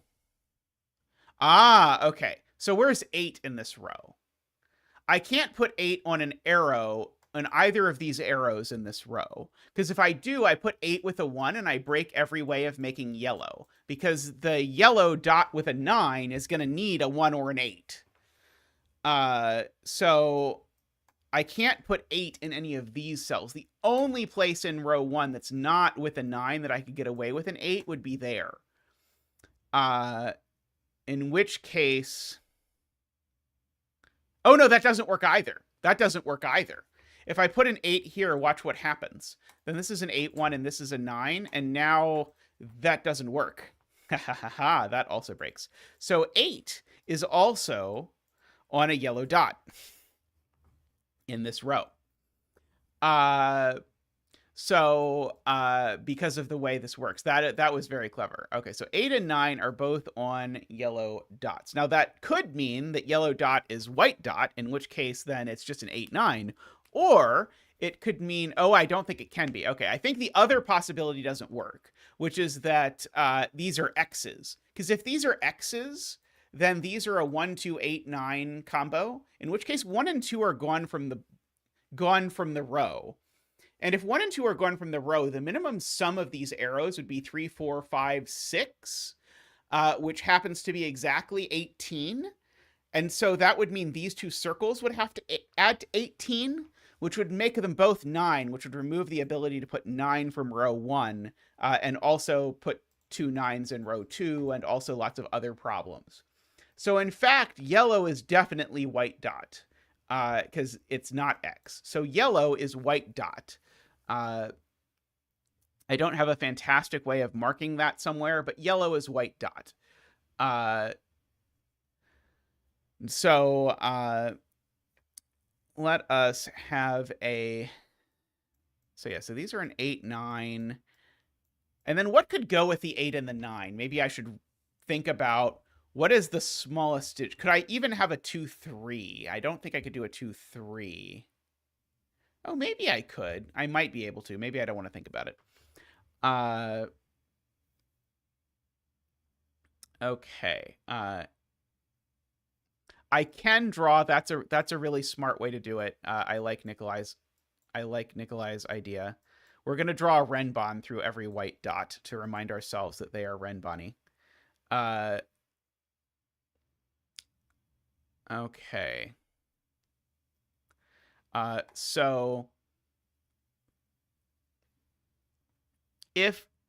Garian's point is blue isn't V, because if blue is V, then this whole thing doesn't really work very well. Because this whole thing would sum to less than 10, because these would sum to 5, and these would sum to whatever this number is, and those two numbers together sum to less than 10, but 4 cells have to sum to at least 10. So blue's not V, yellow's not V. So one of green and red is V. That is definitely true. So in columns 1 and 9, we have one of each dot, which chat has been looking at. So I had to think about what the kinds of dots are. So one of them is an X, and one of them is a black dot. One of them is an X, one of them is a V, and one of them is a black dot. And all of those require a number from 1, 2, 3, 4. I can't make an X without a number from 1, 2, 3, 4. I can't make a black dot without a number from 1, 2, 3, 4. And I can't make a V without two numbers from 1, 2, 3, 4. And so the thing that chat is pointing out, which is correct, is that all the 1, 2, 3s, and 4s are spoken for in column 1 and 9. So these numbers are always from 5, 6, 7, 8, 9, and they're not 8 or 9. So these are only 5, 6, or 7. They're not 8 or 9 because there's an 8 and a 9 in the row. And therefore, these numbers are at most 4 because of the fact that the circle sums to at most 9. Now I can't put a 7 in one of the white dots, because if I put a 7 on one of the white dots, then I now have made both of these 5. That definitely is not going to work. So there's no 7 on these white dots. So these are from 8, 9, 1, 2, 3, 4, 5, 6, 7, no 7. All right. Now I've already proven you can't put a 1 on these dots either. If you put a 6 on them, the same problem happens. I remove either the 5 or the 7 and it doesn't work. I think 2 is going to be a problem as well. If I put a 2 here, I lose both 2 and 3, which would force these to be a 1-4 pair. But that's going to... Actually, maybe not. Maybe that's fine if these are a 1-4 pair. That might be okay. Is it okay if these two are a 6-7 pair, though? If these two are a 6-7 pair... then I guess these are both from 7, 8, 9, and they couldn't be 7, 8. I don't know. That doesn't sound optimal to me. Let's see.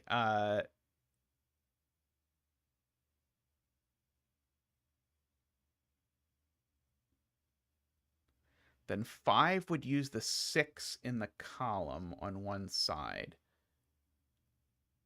Okay, so if I don't put 5 here, where does it go in the column? It can't possibly go on the black dot, and it can't possibly go on the X, and it can't possibly go on the V. So if I put a 5 in the column, it definitely goes on the white dot, and so the 5 would go here. So there's either a 5 here or a 5 here. And in one of the columns, if I don't use a 5, one of these is a 6. Is that the problem? So the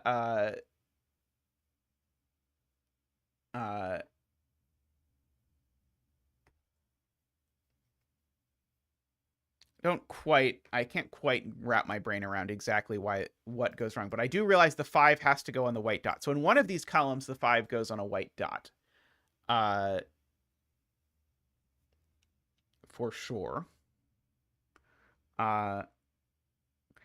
Where's the 9 going in this column? Okay, people are saying 5 goes with 6 on the dot. How far do I have to look ahead to see that 5 goes with 6 on the dot? So if I try and put 5 with 4, now I have to put 6 somewhere. And I can't put 6 with 7 because that would break the column. Maybe put 6 with 3. Right. The other lows were taken. That was okay, that's the point. So right. Remember, we've accounted for all the lows, and the white dot doesn't get any lows. So actually, I should have just done this immediately when we did this. I should have pencil marked these, because the point is, remember, the V takes 2 lows, the X takes 1 low, and the black dot takes a low. So these are already from 5, 6, 7, 8, 9. Okay. And so the point is, if neither of these is a 5, then the 5 is in both of these, and these are both 5, 6s, which makes both of those 7. Okay, the key thing here was to pencil mark this, which I just didn't for no good reason. So one of these two is a 5, which now rules 5 off of these cells, of course.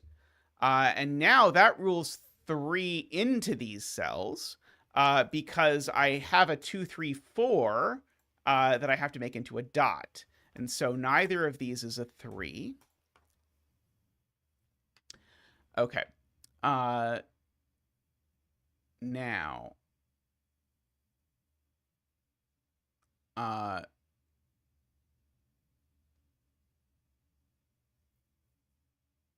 So.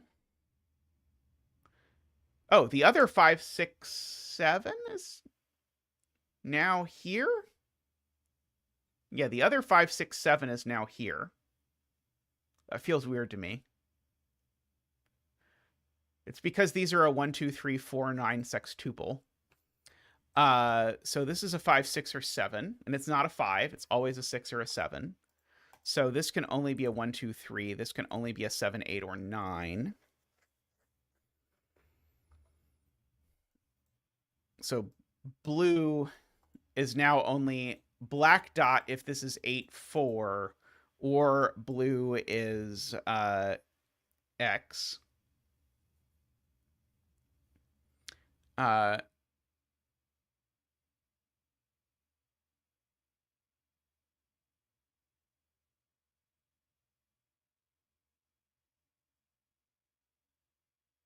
Right. So, right. In the column where this isn't a 5, we have like a sort of, what we have here is actually a weird skyscraper. It's literally just a weird skyscraper. The 5 in column 1 is either in green or it's on the yellow dot. And the 5 in column 9 is either in green or it's on the yellow dot. So one of the 5s is on the yellow dot. And whichever one that is, it makes the green above it a 7. So there aren't 6s here, which means that this is in fact a 6. Which is probably the most disappointing possible answer. Now, these can't both be 9. That would be a problem, for sure, if we did that. Oh, that's right. Zach has to dance. Boo-doo-ba-doo. Boo-boo-ba-doo. Boo-boo-ba-doo. Boo-boo-ba-doo. Boo-boo-ba-doo-boo-boo. Boo boo ba doo boo boo. Woohoo! Boo doo ba doo. Woohoo! Thank you, Zach. Thank you. Always appreciated.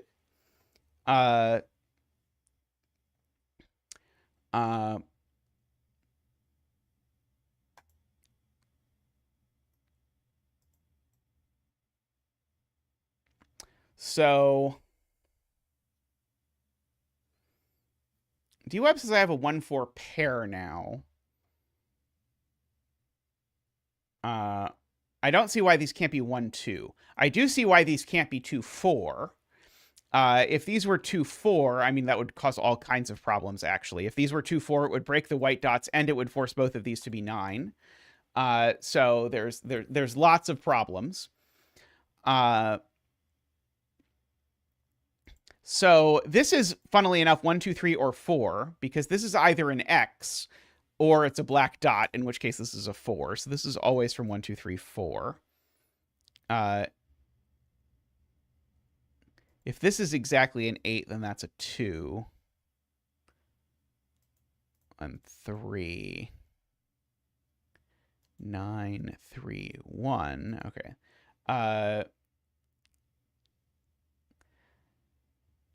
All right, so I mean, the smallest these can ever possibly be is 6. So let's go ahead and mark that these are certainly from 6, 7, 8, 9.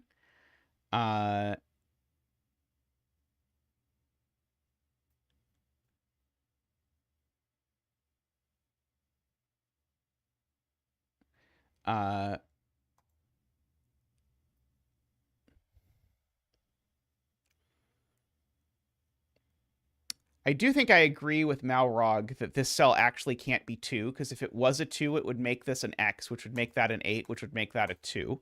Agree. Okay.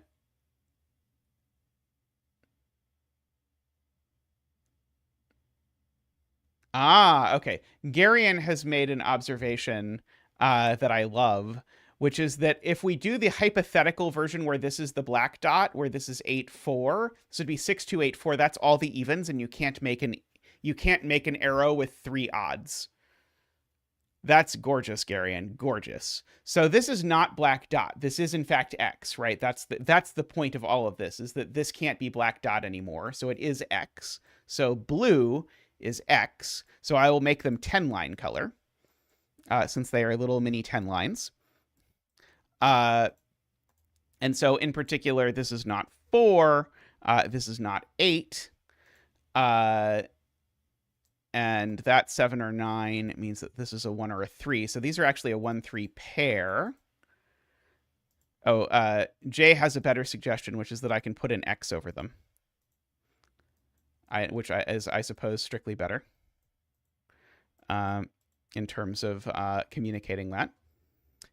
So that 1-3 pair looks down at this arrow and says the minimum this arrow could be is 2, 4.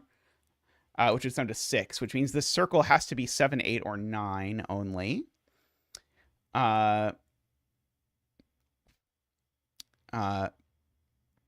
now we only have V's and black dots left.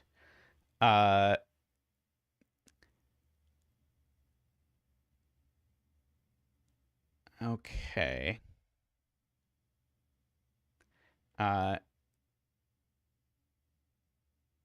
It can't be 8 because there's no way to make 8. That's hilarious. Yeah. If I try to make 8, I can't do 1, 7, or 3, 5, or 2, 6. So it's never 8. And so actually, the 8 in the column is in one of these two cells for whatever limited amount that is worth. So if this is a 9, do I really have to do this? I might have to do this. If this is a 9, it can't be 2, 7, because that will be the 7. And it can't be 3, 6, or 1, 8. So if this is a 9, it will be exactly 4, 5. And if this is a 7, it will be exactly 2, 5. So there's always a 5 in these cells. And it's either 2, 5 or 4, 5. Which means that these cells don't have all that many things they can be. Thank you, Mark. Not 7 or 9, not 5, not... No, right. So these are from 2, 4, 8. And definitely contain an 8. For whatever that is worth. Let's see. So if green dots are V's, That's going to make this a 5. I don't think that's immediately a problem. So green dot and red are a V black dot pair. So this number is always from 1, 2, 3, 4, because this number being on both a green dot and a red dot is always on a V. So this is always 1, 2, 3, 4. I don't quite know if that's going to be useful yet, but there it is. Okay.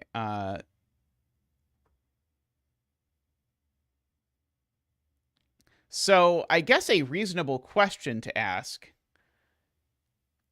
is, where does 5 go in one of these boxes where it doesn't go in row 1? Because 5 is never going on a green dot no matter what green dot is. So 5 in this box is only going in one of these 2 cells. And 5 is never going on a red dot no matter what 5 is. So 5's actually only going... I guess 5 could go in any of these cells as well. It's less exciting over here. Because 5 also couldn't go on an X was the point. And so we've got a few more places. Is it obvious? Well, 5's not going on a green dot. So that's definitely not 5. If that's 5, then this would be 4 or 6. Both of which seem at least in the realm of plausibility to me. So I am going to leave that for now. Let's see.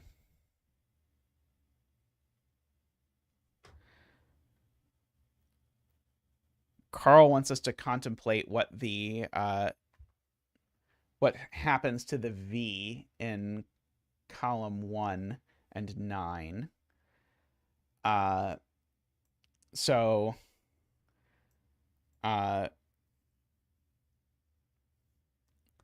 namely, Carl's claim is the V can't be 1, 4 because it would break too many things. I'm trying to think of an elegant way to do this, or is this just not an elegant thing? I feel like everything else in this puzzle, there was an elegant way to do it that wasn't right in every possibility for what this column looks like. Let's see. So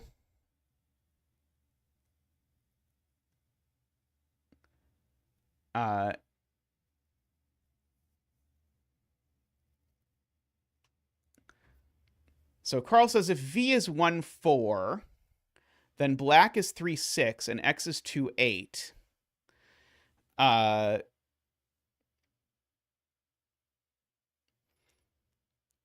now...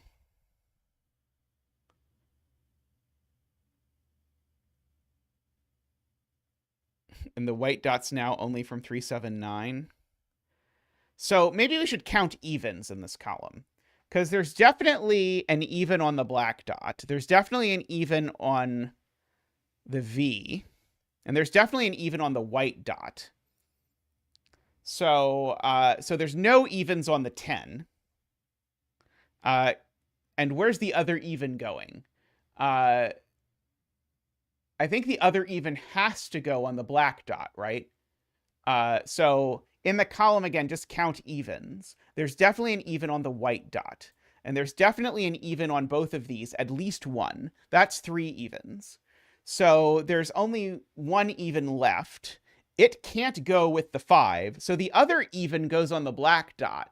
So in each of these columns, the black dot is even, even.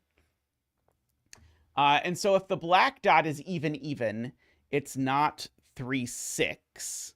So the black dot is from 2, 4, 8. So the black dot definitely has a 4 on it in these columns. And so that retroactively proves Carl's point that the V isn't 1, 4. So the V is 2, 3.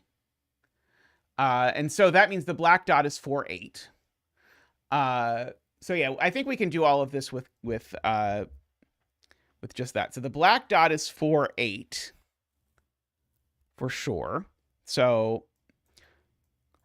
the black dot is 4, 8 and the V is 2, 3. So these are a 2, 3, 4, 8 quad in both columns.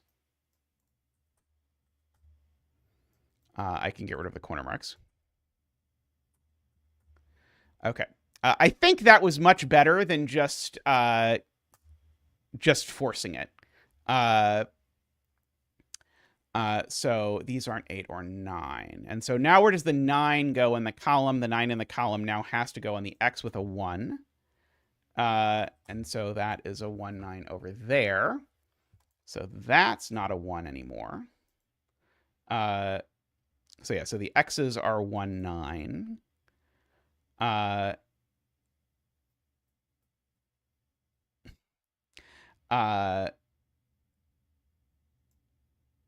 Okay, right. And so that's the 5, 7 that finishes this off. Okay. So if green is V now, this row gets very, very congested very quickly for whatever it is worth.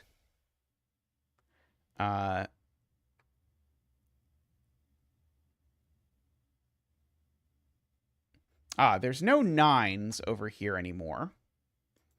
Also, that's odd and that's even, so this can only sum to an odd number. So just by parity, this is a 7. This is 7, 5, 2, which makes this. Oh, right. This one does not have to sum to that. So this is 7, 1, 8 to make that work. Okay, so no 8 on this. And so remember, this was going, if this is a black dot, it was 4, 8. So in fact, 2, 3 is V. Or sorry, red is V, and green is black dot. So green is black dot. Sorry, I did that wrong. Green is black dot, red is V. And every red we should put a 1, 2, 3, 4 on. So, and there's no 1 here, so there's no 4 either. So this is 2 or 3. So this number here is 4 or 6 by virtue of being across a black dot. And so this number here is not 3. So this number is only 5 or 7. In fact, this number is only 5 because it's next to a 4, 6, and it's not 7 or 3. So this number is now only 5. So 5 next to a 4 or 6. Okay, this is not 2 or 3 or 8. Is 4 or 9. That is not 2. Okay, so we've got all of that stuff going on up here. These aren't 2. That is not an 8. Okay, I can probably get rid of these corner marks, actually. Just as I think about this. So it's a 3, 4, and an 8, 9 is the point. And this can only be a couple things. 1, 2, 3, 4, 5, 6, 7, 8, 9. Okay, so if that's 4 or 9, then what does 4 or 9 go with? 4 or 9 goes with 3 or 8. So this is not 4 or 9. This is only 3 or 8. Is that interesting? I don't know yet. This can't be 8 because it would go with a 9, and there's not a 9 for it to go with. There is a black dot here, which has to be 4, 8, or 3, 6. It's being pointed out. It's got a 4 or a 6 on it, which gives me a virtual 4, 6 pair in the row. So these digits aren't 4 or 6. That feels like a reach. I doubt that's what I'm supposed to look at. Let's see. These aren't 5 anymore. I should point that out. If this was a 3, these would be 1, 2, 4, 8. We've certainly eaten up 3 of the low digits in this row, but we might have one more.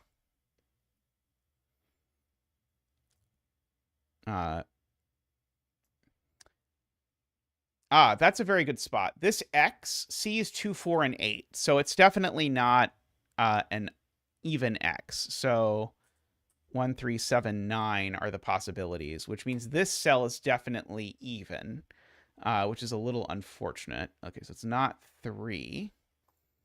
So it is 4, 6, or 8. That's not 3. It means this isn't 6. Oh, this is on... No, this is on a white dot, not a black dot. Okay. This is a 9. This is not a 9, so this is not a 1, because if it was a 9, it would make this arrow blow up. Let's see.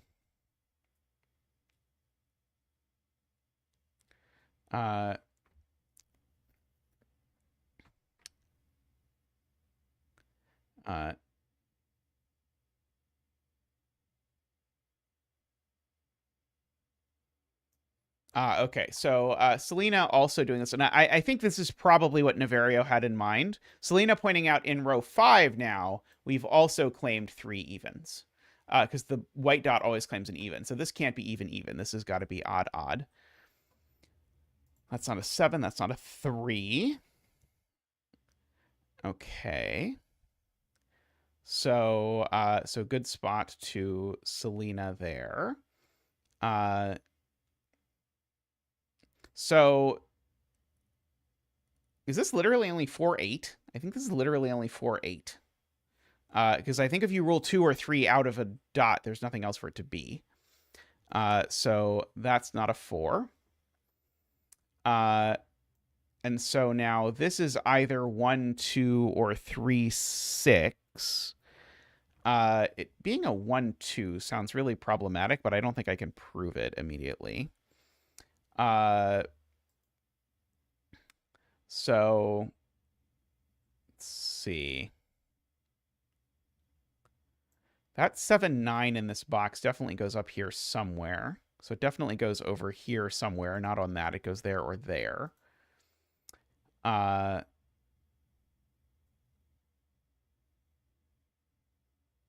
Nicholas has a good spot. Or sorry, no, D-Web has a good spot about...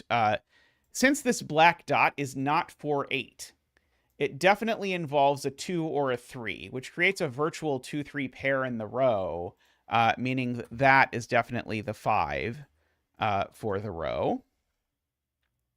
And these cells can't actually be 2, 3, despite appearances. And they're not 4 or 8 either. And this one's also not a 9, while we're saying things that aren't things. Oh,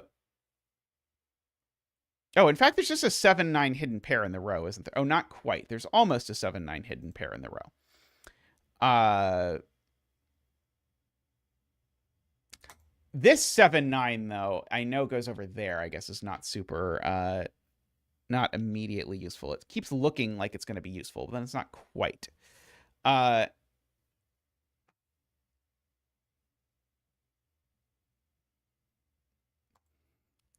funny.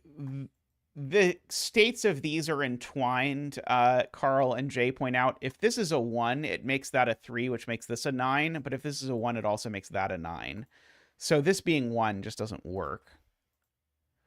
I agree. So that creates a 4, 6 pair over here, which then does a lot of damage up here. 9 and 8.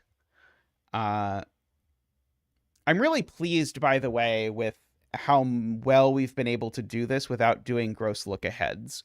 That 4, 6 pair looks down and makes that a 7. Because, like, this sort of puzzle is really, really inclined towards gross look-aheads. But we've done very well at avoiding those, which means I think that both we have done well and Niverio has done well in setting it. Also, that's the 9 for the column. So that 5, 8 pair means that's a 4, and that's an 8, And now that means that's a 2 and a 4 and an 8. And that 2 means that's a 7. That's a 9. So that's a 3 and a 1. So that is a 4 and an 8. So this is no longer a 1. So that's no longer a 9. Okay, so still got a little bit of stuff, but we've got, now this is just a triple. It's not 2 or 3. And they're not 6 either. So actually, those are a 1-7 pair, making that a 4. And so if this is a 7, this is going to be a 6. And if this is a 1, this is going to be a 2. Oh, also at some point, that 3 being filled in did that. Which made that 1 and 9, which made that 7 and 6, which made that 1, which made that 5 and 6, which made that 2 and 3. Which made this a 4, 8, which made this also 4, 8. 4 and 8 are not, actually 4 and 8 are consecutive with everything, don't worry. But now this is a naked 3, so that's probably a 7. So that's an 8 and that's a 4. That's a 4 and that's an 8. That's a 6 and that's a 2 and that's a 3 and that's a 4. Unfortunately, that all works out. So that's a 6 and that's a 7. Let's see. Let us mark the first few rows. So that will give us some stuff. 2, that's a 5. That's a 9. 0, 3, 7. Oops. That is an 8 and a 5. This is a 3 because 1 plus 2 is 3. Fun fact that you might not have known. If you're interested in more facts like that, I recommend Math Grad School. It's incredibly useful. That is a 6 and a 1, which makes that a 5 and a 1, and a 2 and a 5, and a 7 and a 2, 9 and 3 and 7, and 1, 9 and 1. These are a 3, 6 now by the rows. That's a 2, 3. These are 2, oops, that's a 4, a 9, and a 6. And 1, 2, 3, 4, 5, 6, 7. The betting tree is an 8. So congratulations to all the 8 bettors out there. May all your betting tree wishes come true. Let us complete. Excellent, excellent puzzle, Niverio. A very worthy sequel to the original. So I applaud this puzzle. Is there a link to this puzzle? I do not have a link to this puzzle posted, regrettably. Wednesday streams usually don't get links for everything. This one somehow never even made it into the bucket, but I just did it anyway. So I don't even have a link that I can refer to for this puzzle, unfortunately. But anyway, excellent puzzle. And I mean, just about any time any puzzle like this will certainly work for this. You can just go on Logic Masters Germany and search the setter name, and you'll be able to find it. This is Niverio's most recent published puzzle. But yeah, I was very happy with, I think, every step. We found a way to phrase it that didn't feel bad to me. There are a lot of and I totally get that you could just force this entire column by going, okay, what would happen if the V was 1, 4 and look ahead 3 steps and then it would break? Totally get that. And it's totally fine to do that kind of thing if that's your sort of thing. But I was really happy that we were able to do this whole puzzle without ever actually having to do that kind of calculation, which was very cool. All right, I'm going to take a quick break, and we'll be back with another puzzle. And we'll probably do 1 or 2 more, because I'm cutting off just a little early today because Niverio and Memrister are streaming, and I want to see it. So I am going to duck off for just a moment, and I'll be right back with another puzzle.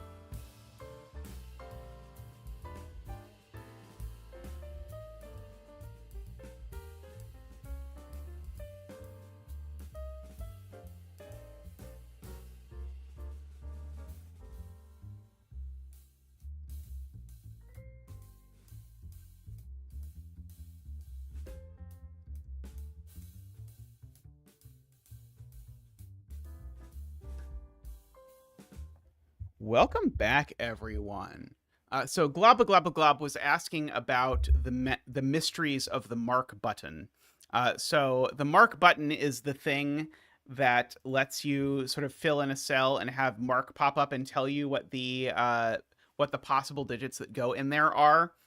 And so Globba Glob was, I believe, hoping optimistically that it was like a keyboard shortcut they didn't know or something. But the answer is that actually the entire Sudoku world, particularly the Sudoku setting world, revolves around browser modification apps that are written by people like Chameleon and Ransk and others that sort of like add extra functionality. So I think this started, in my mind at least, with F puzzles, which is the thing people used to use to set. Uh, and I have reason to believe people might use again someday. Uh, but the short version is that Sudoku people are all sort of primed because they use this thing called Tamper Monkey to do their setting. And so that lets people sort of add stuff. And so there's Tamper Monkey scripts uh, from Chameleon that add things like the mark button. So there's a large sort of initial hurdle to clear, which is that you have to install Tamper Monkey and decide that you're okay with the security nightmare that is installing something that modifies your computer in ways that you don't fully understand. But once you do that, there are tons of awesome Sudoku things that you can install with Tamper Monkey. So I would never advise anyone to install Tamper Monkey for any reason. But if you do, totally, it's a free country. I obviously have. Then you can absolutely do it, and then it'll work. So anyway, and if you do, then you should sort of start grabbing all of the extra cool Sudoku things, because there's a lot of cool Sudoku stuff out there. And for what it's worth, I have never had my computer destroyed by downloading one of the Sudoku Tamper Monkey scripts. Actually, that's probably not the right place. We'll do that one instead. Okay. So anyway, long story, but someone on Discord, if you go to the Discord, will give you a link to it if you want it. I do think if you just I didn't even think I put maybe Tristan did. I bet Tristan did it. The Penpa to Sudoku pad converter is great. Fortunately, that's just a web link. You just get to paste that. But yeah, for whatever reason, I love setting in Penpa, and solving in Penpa just drives me nuts. So I always convert Penpa stuff. And so you all basically see me only ever using Sudoku pad because I convert everything to Sudoku pad. But actually, most of my setting is done in Penpa, unless I have a very good reason to do otherwise. Actually, some puzzles, you'll notice lately I like line constraints a lot. One of the reasons why I use line constraints a lot is because if I use line constraints, I can set it in Sudoku pad. Because I can just... So, like, the entirety, for example, of Buffet was just set with the line tool in Sudoku pad. It was a thing, as they say. But the line tool is just the best thing that has ever happened to the Sudoku world, in my humble opinion. All right, so we have here a heliopolix puzzle. Heliopolix is definitely a champion of the zetamath 6x6 thread. I've done many very cool heliopolix 6x6s and some very cool heliopolix 9x9, so I'm looking forward to this. So we have some standard stuff and a weird thing. So the standard stuff is thermos, so digits have to increase strictly as you move up the thermo. And whispers, digits have to differ by at least 5 as you bounce around the thermo. And so 5 is exactly perfectly chosen. It might seem random that it's 5 that's the difference, but 5 is perfectly chosen to sort of divide the stratosphere of numbers into 2 halves, 1, 2, 3, 4, and 6, 7, 8, 9, so that when you differ by at least 5, you always bounce back and forth between these two groups. So that's why German whispers puzzles tend to show up a lot with a difference of exactly 5, is that it tends to bounce back and forth, or that it always bounces back and forth, and so sometimes that turns it into a coloring puzzle. If you're interested in the most pretentious mathy way to say this, every time some constraint lets you do coloring like that, it's because some underlying graph is bipartite. So like white dots also break the world into a bipartite graph. It just happens to be evens odds instead of highs and lows.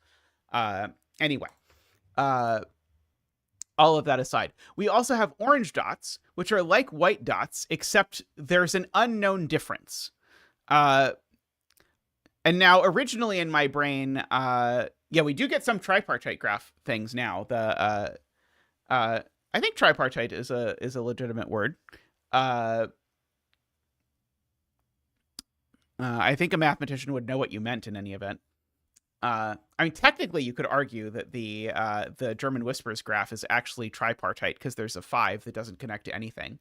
But entropy and modularity would both correspond to tripartite. Yeah. The constraints, though, there are slightly stronger, but yeah, same idea. So originally when I read this and it said that the solver must determine the difference, I thought, well, doesn't that just mean it could be anything? But the difference is the same across the entire grid. We just have to figure out to do that.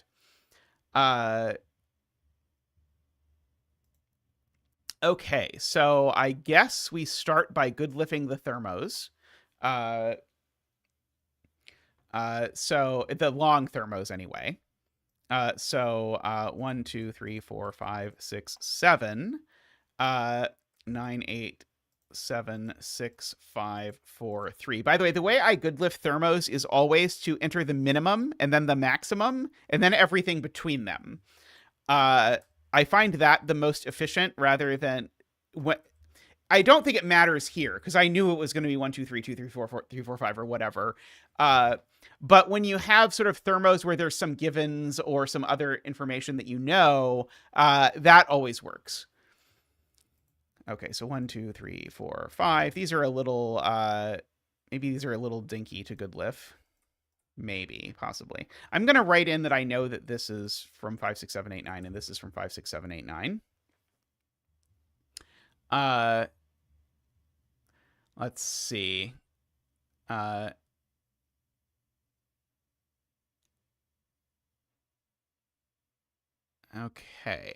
Let's see. That is a 5, 6, 7, 8, 9. Let's see. And this is also a 5, 6, 7, 8, 9 for whatever that is worth. So between these rows, remember, each of these are the same high-lowity. So these are either both 1, 2, 3, 4, or both 5, 6, 7, or both 6, 7, 8, 9. And so within this row, we've used either all the lows or all the highs. There's a question to me whether we know that these are the ones that are the same.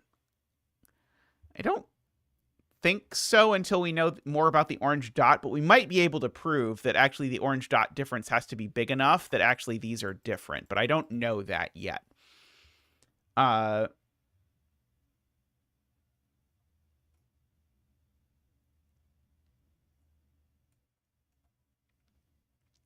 Let's see. Garion says this can't be 5.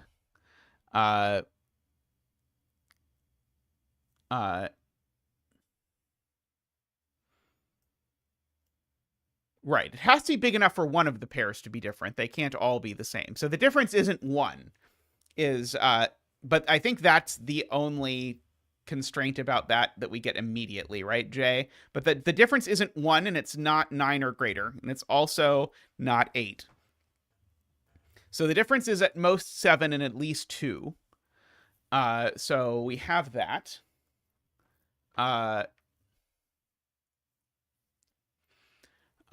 So I'm happy with that. I don't quite understand what Sayori is saying yet. Oh, is it what happens with the 2 orange dots in the row? So if this was 6, I think it is the orange dots. If this was 6, this would go 6, 7, 8, 9. And then this would be at most 5. And so the difference would be at least 4, but also the 6, 7, 8, 9 would make this a 5, and they couldn't both be 5 because so let me just fill this in because I think this is a little difficult to articulate it out loud. It's a totally reasonable deduction, but I think it's a little hard to talk about. So this is all forced, and now the point is this difference is at most 4, and this difference is at least 5, and that doesn't work. So therefore, this can't be a 6, but it works exactly the same but backwards if I make this a 4. And therefore, this is a 5, which will make MicroStudy very happy. So we can bring out Zach for the 5 dance. Ba-boop, ba-doo. Whoa. Ba-doop, ba-doo. Wah. Ba-doop, ba-doo. Wah. Ba-doop, ba-doop, ba-doop, ba-doop, ba-doop, ba-doop, ba-doop. Wah. Thank you, Zach. Thank you. Okay, so no 5s in either of those cells. And now the fact that this cell can't be 5 means that cell can't be 4. The fact that this cell can't be 4 means that cell can't be 3. And so now the difference is quite large. Now the difference is at least 4. And the difference being at least 4 now means that these are, in fact, opposite colors. Because I can't stay within my click of 1, 2, 3, 4, 6, 7, 8, 9, and also be 4 apart. So that means that I can do my coloring. I can make those yellow, make those purple, make those purple, make that yellow. Just to do that. Oh, and this is high, I guess. It's at least 4 away. So this is certainly low because it's at least 4 and 5 is gone. Oh, you would like it to be ocean spray and kelp?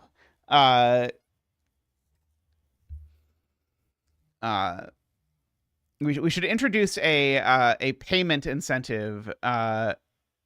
So these can't be yellow.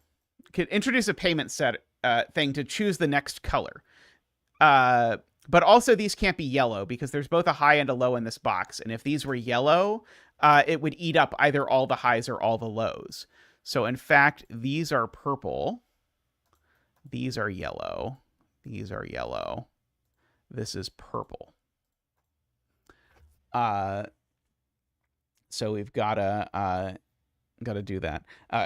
MicroStudy is going to just vote to make every color human flesh, the most popular of zetamath colors. Okay, so that is a good point. 5 can't go in a color because 5 gets green. In fact, I should just color this 5 green for Casey. But 5 can only go there and can only go there for whatever that is worth. And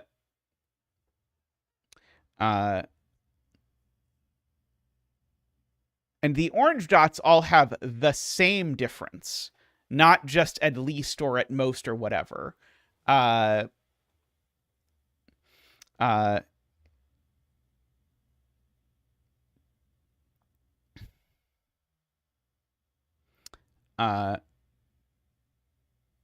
think this could be a 5, can't it, Selena? Is there a reason this can't be a 5?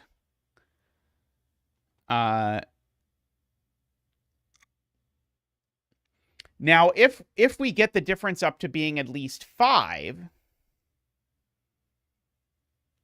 then 5 just can't go on dots at all.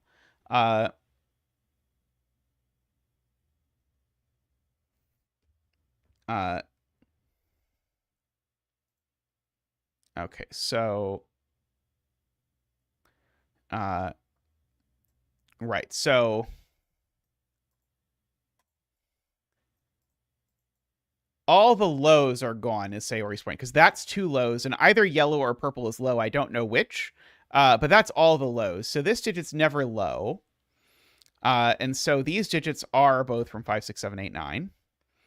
And over here, the opposite is true.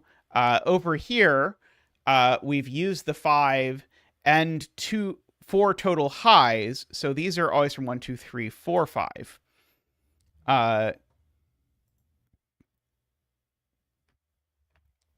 Okay. I don't think that's true because this could be a 5 and this could be a 1. Is there a problem with this being 5? Oh, no. Sorry, this could be 9 and that could be 5, right? Sorry, that could be 5 and that could be 9. I put the 5 on the German whispers in my hypothetical. But this could be a 5, 9 without, I think, breaking the yellow.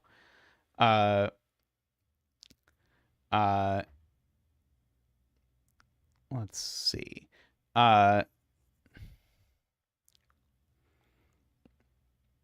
So, do I know the coloring of this yet? Maybe I don't yet.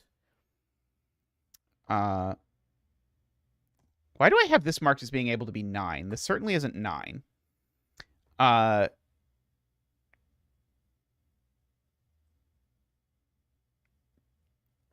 Okay.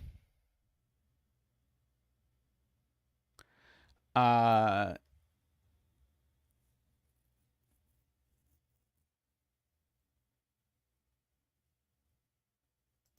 right. This now can't be a 6 anymore is a good spot. And now that percolates up, which means that now this can't be a 7 anymore. So that actually makes life a lot better. I don't think this can possibly be a 1, can it? If this is a 1, the difference is 7. It'd be 1, 8, and... Actually, 1, 8, and 2, 9 actually seems plausible. Can be 9, Nicholas. It can be 9. Yeah,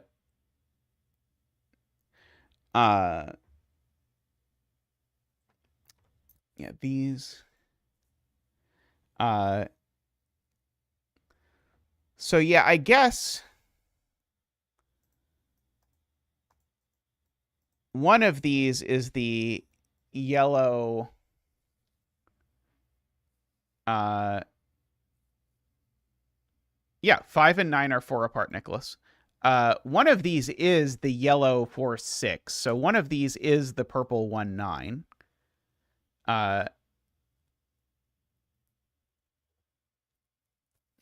Okay. So J40 has increased the difference by 1. Because if the difference is 4, then 1 can't go here and 1 can't go there, and so there's just no place for 1. So that is great. And so now that the difference is at least 5, now 5's not allowed on dots anymore. Now this is high, and we've said you can't have two things of the same high-lowity on dots. And so now we get to replace orange with I had a request for ocean spray. Actually, ocean spray should probably be lows, huh? This could be kelp. Let's see. We'll do Kelly. Actually, I probably also shouldn't do greens because 5s are greens. We'll do what should we make these? Human flesh and ocean spray? That sounds good, right? Human flesh and ocean spray? That sounds pleasant, right? And then we've got our green. I can make the green more of a kelp green, though. Just so that we can get the kelp in there. There we go. Okay, perfect. We have an excellent thing. So now these are all human flesh. Wait, did I choose the wrong human flesh before? Oh, I chose the wrong human flesh that time. Those are human flesh.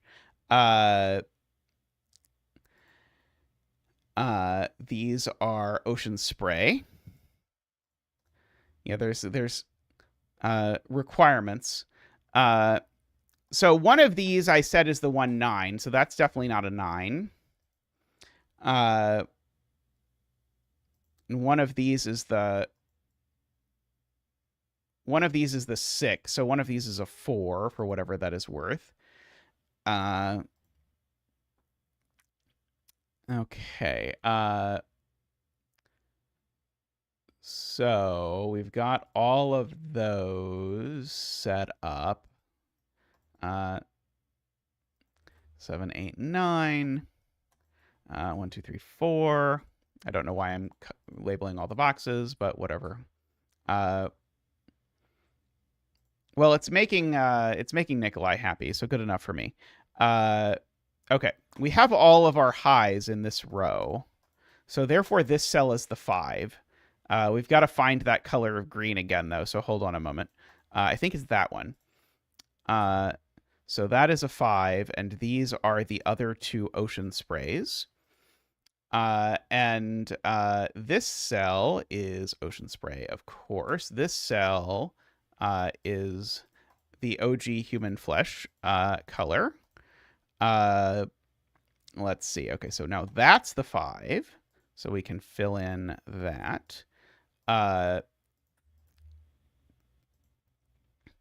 Okay. So this, because the difference is at least 5, this is always ocean spray.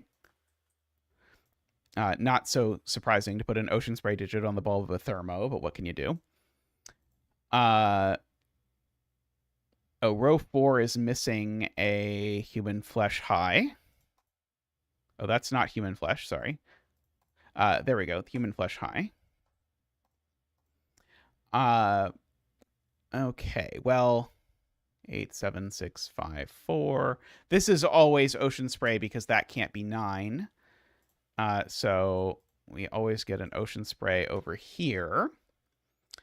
Going on. Okay, because the whole point is I know one of these is 9 because I know one of these is 4.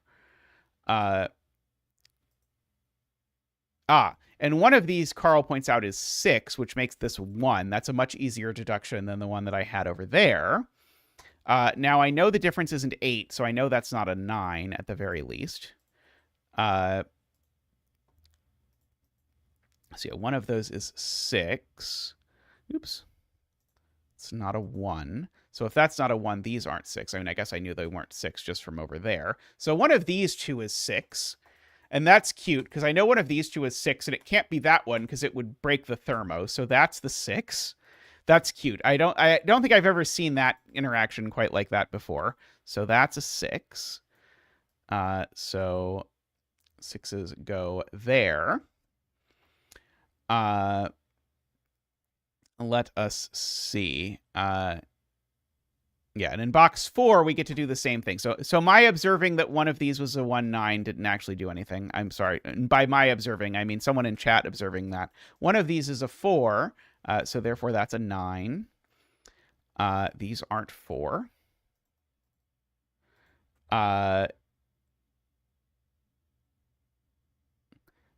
So one of these is a 4.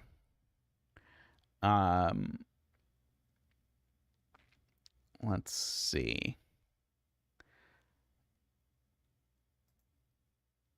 I know there's a 2 in these because that can't be a 2. So that tells me that this isn't a 2, which seems like a very, very minor deduction, but I'll take it. I guess. Okay, so these are now, because that's a 6, this is at most 5. So both of these are now ocean spray. And so because of the dot, these are now fleshy. So we've got all of that going on. This is now fleshy because it's across a dot. So these are ocean spray, which is, I think, going to do something big because now these are both human flesh just by the column. Which gets us that and gets us more cooling ocean spray. Very refreshing. So we've got that. The last blue for this row is on this dot. So these aren't blue. These are 5 or high. So that one's certainly human flesh because it's also not 5. So it is a 7 or an 8. Ah, yes. Row 9, column 6 is at most 5, but it can't be 5 because you can't put 5 on a bulb. But 8, 7, 6, 5, 4. Actually, it's just ocean spray anyway. So that is also ocean spray. Didn't even need to use the fact that you couldn't put 5 on a bulb anymore once that stopped being able to be 8. Okay, so that now gives me a similar thing where I've got all of the accounted for human fleshes in row 9. So this can't be human flesh or kelp. And so it is ocean spray by standard Sudoku logic. So we've got that. This is a 2, 3, or 4. Okay.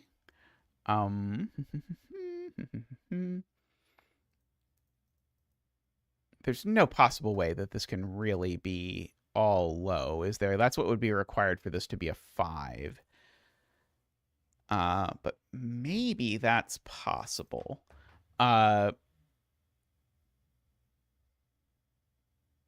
Yeah, so one of those two is a 5, and one of them is high.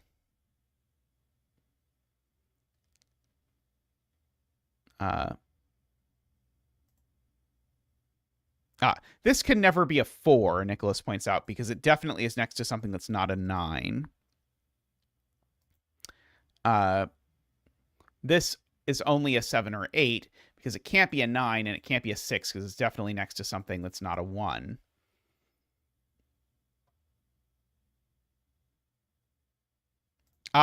If this is low, it's a 4, and then all of this does that.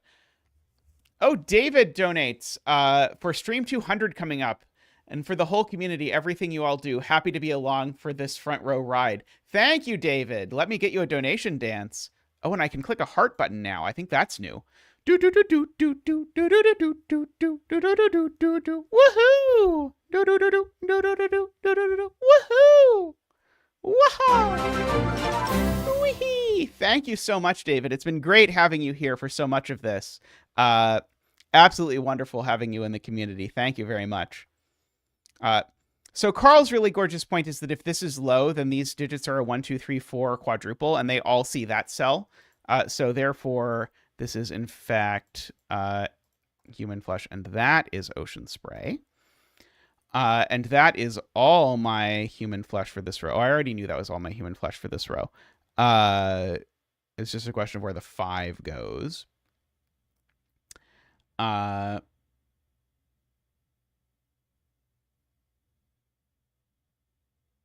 Oh, also there's a 1 in row 7. So actually, if I minimize this thermo, actually, that's a minimum of 2, but this is already a minimum of 4. And so this is already not able to be blue. This is already a minimum of 5. Oh, column 2 only has an ocean spray left. That's a good point. So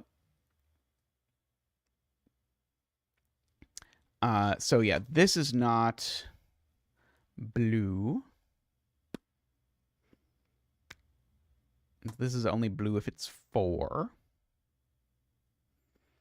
Right. This is not a 6 because it sees 2 digits, and 6 only is allowed to see 1 digit. Sorry, 6. I'm being told I can place the last human flesh in column 3. I can, because this can't be human flesh because it's less than 6. So one of these two is human flesh, and if one of these two is human flesh, it's that one by Thermo stuff. Oh, that's not human flesh, sorry. I mean, I guess human flesh does come in lots of different colors, so perhaps it is better to use both, like all the different flavors of human flesh, but it might be confusing for for following the stream if we use all the different human flesh colors. So yes, so this is now definitely low because this is higher 5. So this is low.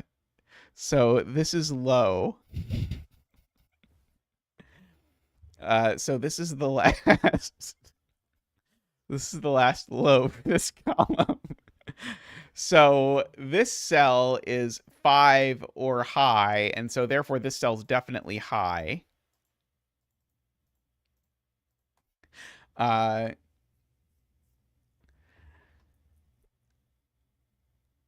This cell's not high and it's not low, so this is a naked 5, or a naked kelp, if you like.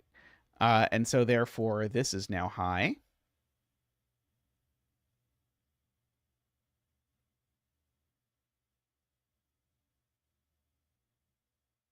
Did I assume that row 7, column 5 wasn't high? Or sorry, wasn't 5? If this was 5, it would put a fifth. It would put a fifth flesh in column 3. That was the problem. That is the answer to Ilm's question. Okay, and so now this is flesh as well. Sorry, this is the flesh. I'm now trying to avoid a 2x2 and a checkerboard and having a problem because I'm not going to be able to simultaneously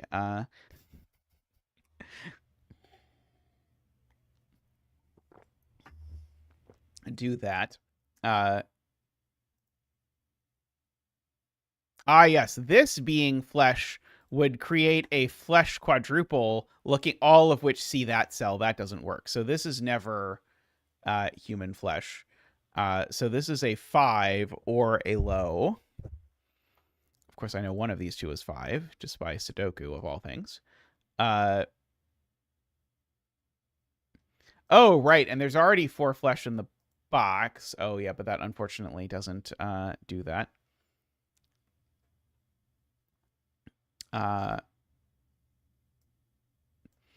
Okay. Here's another point from Jay that's really gorgeous. I know there's a human flesh here and a human flesh here, so I can't make this human flesh because that would put 5 in the box. So this sells at most 5, and therefore that's not a 5. It actually is ocean spray, and that is a 5, so it can be kelp. Okay. Let's see. Are there more places where I know everything? Probably.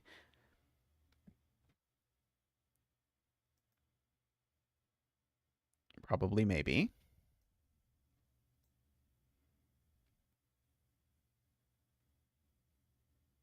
Oh, row 9 only has 1 color left. Good spot.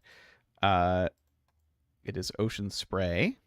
So therefore, this is at least 5, and therefore this is high. There we go.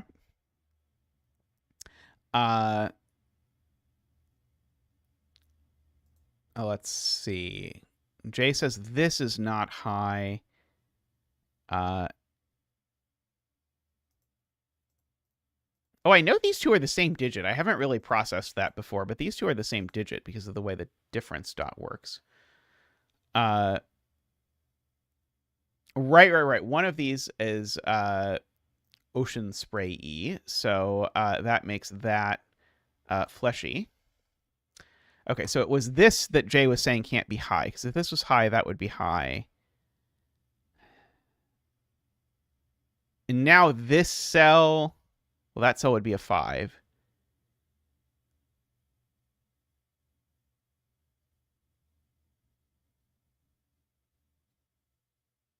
Couldn't it be the same digit as that digit?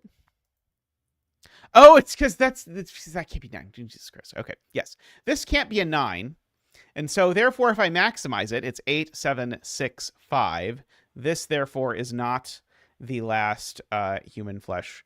This is, so that is the last human flesh. Thank you. I just was not looking at this pencil mark and I was just I was thinking it was going to be the same as the other thermos, where I was just like, oh, you can't put 4 on there because something, something, something. But it turned out to be much simpler than that. It turned out to not really have anything to do with anything. Okay, so that's all the lows for this row. So my last row, oh, this row doesn't have any more lows in this box.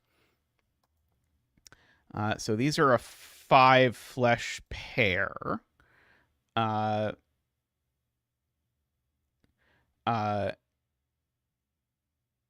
see. Corey says row 5, column 9 being 4 breaks the orange dot in box 3. Wait, no, in box 4. If this is 4 and 9, then this would have to be 2 and 7. Is that a problem? Yes, it is a problem because I didn't put a 1 in the row. So yeah, if this is 4, Corey points out, that would force this to be 4, 9. And so these would have to have a difference of 5, and so they'd have to be 2, 7. But now I've not put a 1 in the row. And that's going to eventually be a problem. So this can't actually be 4, which creates a 1, 2, 3 triple, which makes that a 4. Means neither of those is 4. Placing 4 in row 6, that's a 4. Very good spot, Corey. By the way, welcome, Corey. Glad to have you here. So now this digit's definitely orange because it sees a 4. 4 is the only blue digit it could ever have dreamed of being. So, so we can human flesh that and human flesh that. And that creates a virtual human flesh quadruple, which means that we get some 5s and blues elsewhere.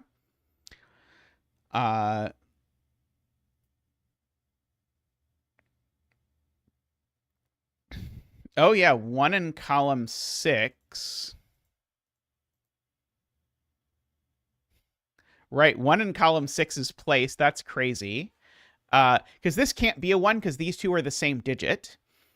And that one can't be a 1 because of that. So that's not a 1. I can't put a 1 partway along a Thermo. Can't put a 1 partway along a Thermo. So therefore, that's a 1. That was a great spot.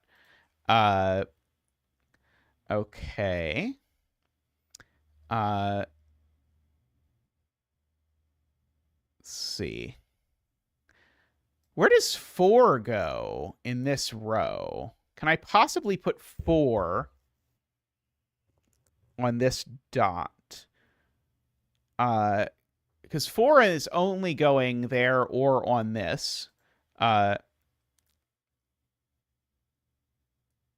is just placed 1 in column 4, Carl points out, which is a good spot. So that's a 2 or a 3.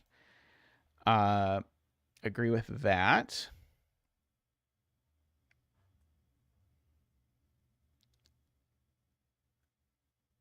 Okay, so this is, of course, 2, 3. I don't need that anymore.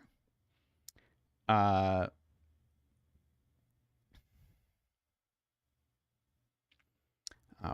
in box 7 now. 1 in box 7 is now placed there, which is great. Rules 1 out of those cells, and now places 1 in box 1, because 1 has to go in a blue or white cell. So 1 is now there. Was 1 placed in box 1 a long time ago? 1 might have been placed in box 1 a long time ago. That's possible. 1 is now placed in box 6, because now 1 is there, which does upgrade the difference to being 6 or 7. It's not 8, we already said. So this is a 9. So that's a 7-8 pair, which makes that a 9. We might now be able to just look at what the combinations are. So 1, 7 would make this 3, 6. 1, 8 would make this 2, 9. Yeah, we probably should mustard every cell dotted by 1. That's probably a great idea. So these are all the same. So mustard in this box goes down here. Mustard goes there. And mustard in this box. Let's see. Mustard. Yeah, mustard in this box goes there. And so mustard in this box goes there. So all of these are the same digit. So we have now placed all the mustard, all the 7/8s. We could say that we mustered the courage. I won't, but we could. These are a 6/8, 7/8 pair. So this is a 6 or a 9. There's no way this is a 6. If this was a 6, the difference would have to be 5, and we know the difference isn't 5.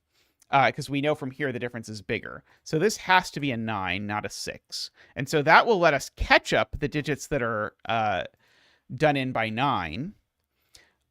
So we can do all of that. So we know that catch-up is a 2 or a 3, and it's not this 2 or 3, so it is that. So we can catch up that cell as well.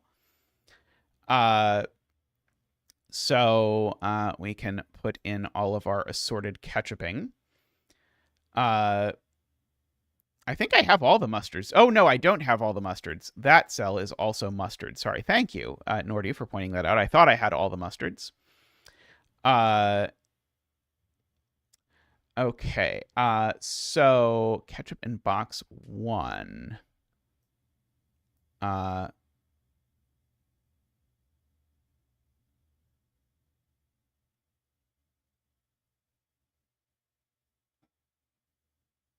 Row 3, column 1 is ketchup. Oh, right, because it's next to a 9.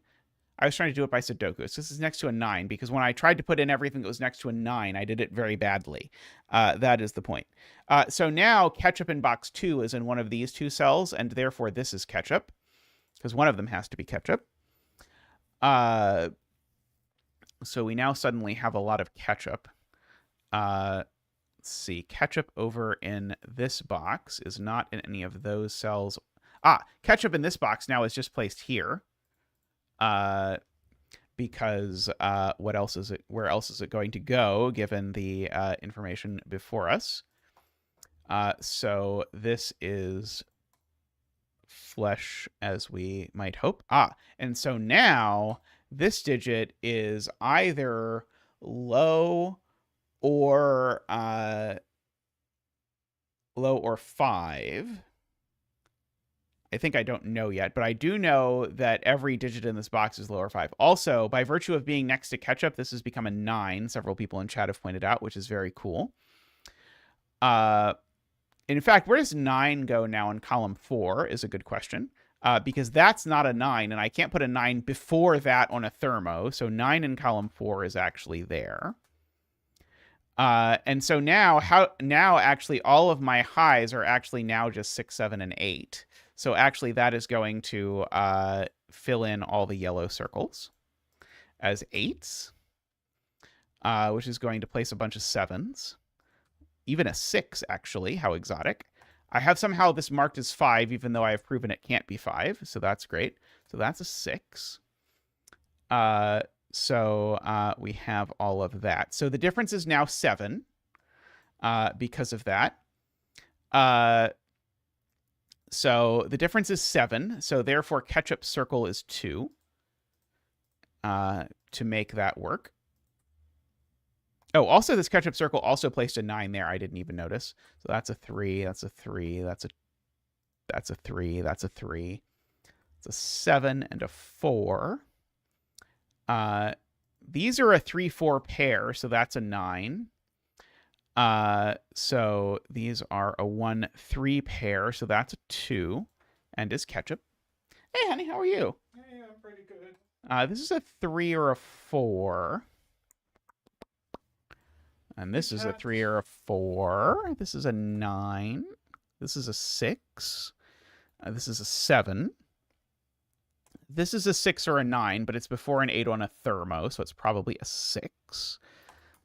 This is a 7, just by Sudoku. This is a 5 or a 6. This is a 7. This seems to be a 4. Aha! So now this thing... Oh, no, it's still a 5 or a 6, dagnammit. That's a 3. Put in the right one. So that's a 4. So now this number is between 4 and 6, which means we get to kelp it. So we can do that. So this is a 1 or a 2. That's a 3 just by Sudoku into this box. It's a 4 or something. Let's see. 6 in box 9, Medhi points out, is here. So that is our 6. This column is only missing a 4. So we do that is the 4. And so now this, I'll fill in later. This seems to be a 7 and a 6. So I think now we have all the high digits. So let's see. This is a 4 now. So we've got that. This isn't a 4 because it's next to an 8. So that is a 4. I think it was Playmaker who said that. That's a 3. That's a 1 and a 3. This is a 1 or a 2. Both work. Oh, it's not true that both work. It's actually just a 1, which actually makes this a catch-up. I should have seen that it was a catch-up. That would have been easier. The 1 in row 2 now had better go here. So now this is not high and it's not low. So it is our last kelp, I believe. This is low. Oh, sorry, it's not our last kelp. That's our last kelp. No, that's not our last kelp either. That's our last kelp. Maybe. Oops. No, please don't restart. That would be bad. So this is a 4. Let's see. Okay, so 2s. I just want to make sure we've got all the 2s and make sure we've got all the 8s mustarded. Good. Okay, and so this time we will fill in that. And our bet tree is a 9. So congratulations to all the 9 better out there. May all your betting tree wishes come true. There we go. 1 bet on 9. It was a very cool puzzle. I liked that. For some reason, I no longer have a complete button. Maybe it's because Tristan's also playing around with the thing. The betting tree thing is actually a Streamlabs thing. So it is Streamlabs just does it innately, which is like the one of the free streaming software things. Well, freemium, I guess, or whatever horrible word you want to come up with for it, where it's free, but then they try to charge you if you want like bonus features. But I can't imagine wanting them. Oh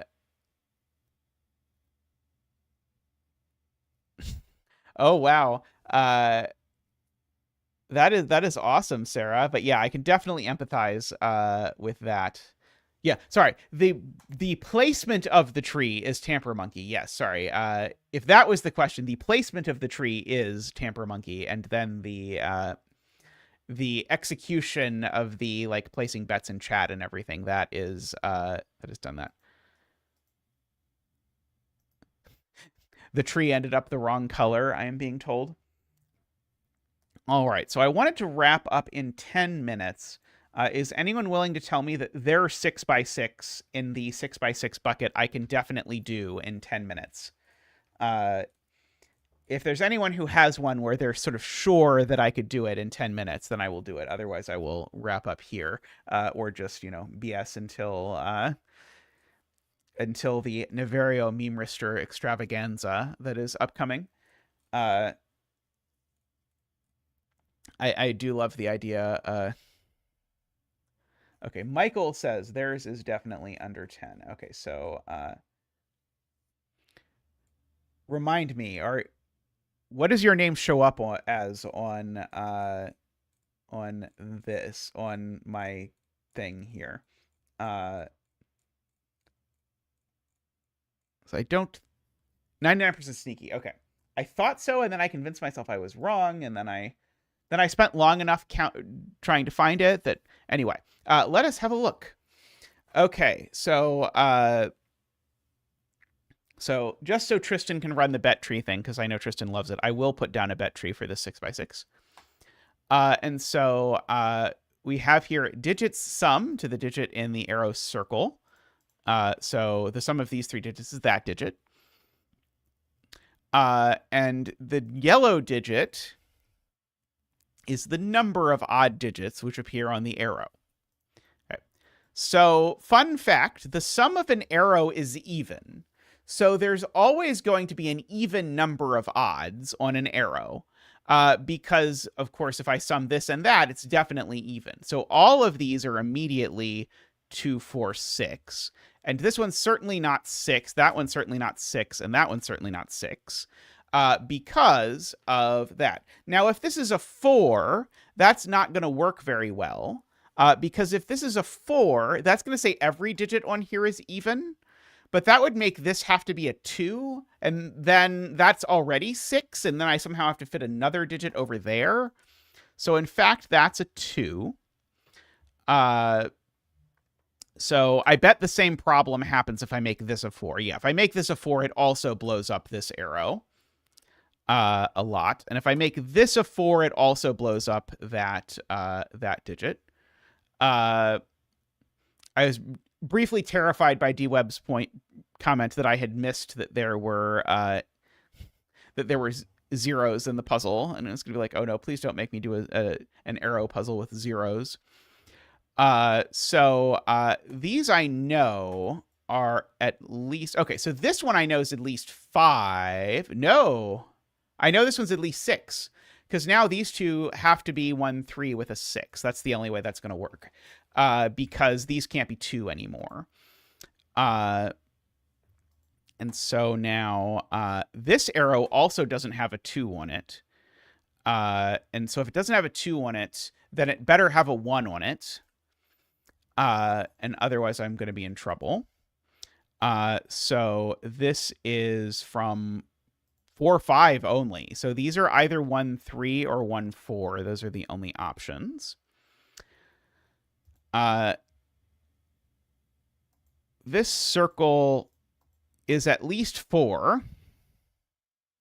I don't even think this could be 5, because if this was 5, I would need these two to add to 3, and they can't, because neither of them can be 2. So it's certainly 4 or 6. So these are either double 1 or they're 1, 3. It's interesting. Okay,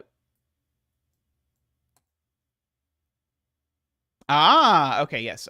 Great spot from Jay Dyer. This digit can't be 1 or 3. So if it's not 2, it's at least 4, which would make the arrow sum to at least 7. That's too many. So that's a 2. And so therefore these are both odd. So they're from 1, 3, 5. However, this circle already sums to at least 5. And therefore that had better be a 1. So that's a 1. Now the 1 sort of glares down here at this. Let's see. So that is... that's not a 1. Okay, so this digit is not able to be a 4, is what I see. Because one of these two is definitely a 4.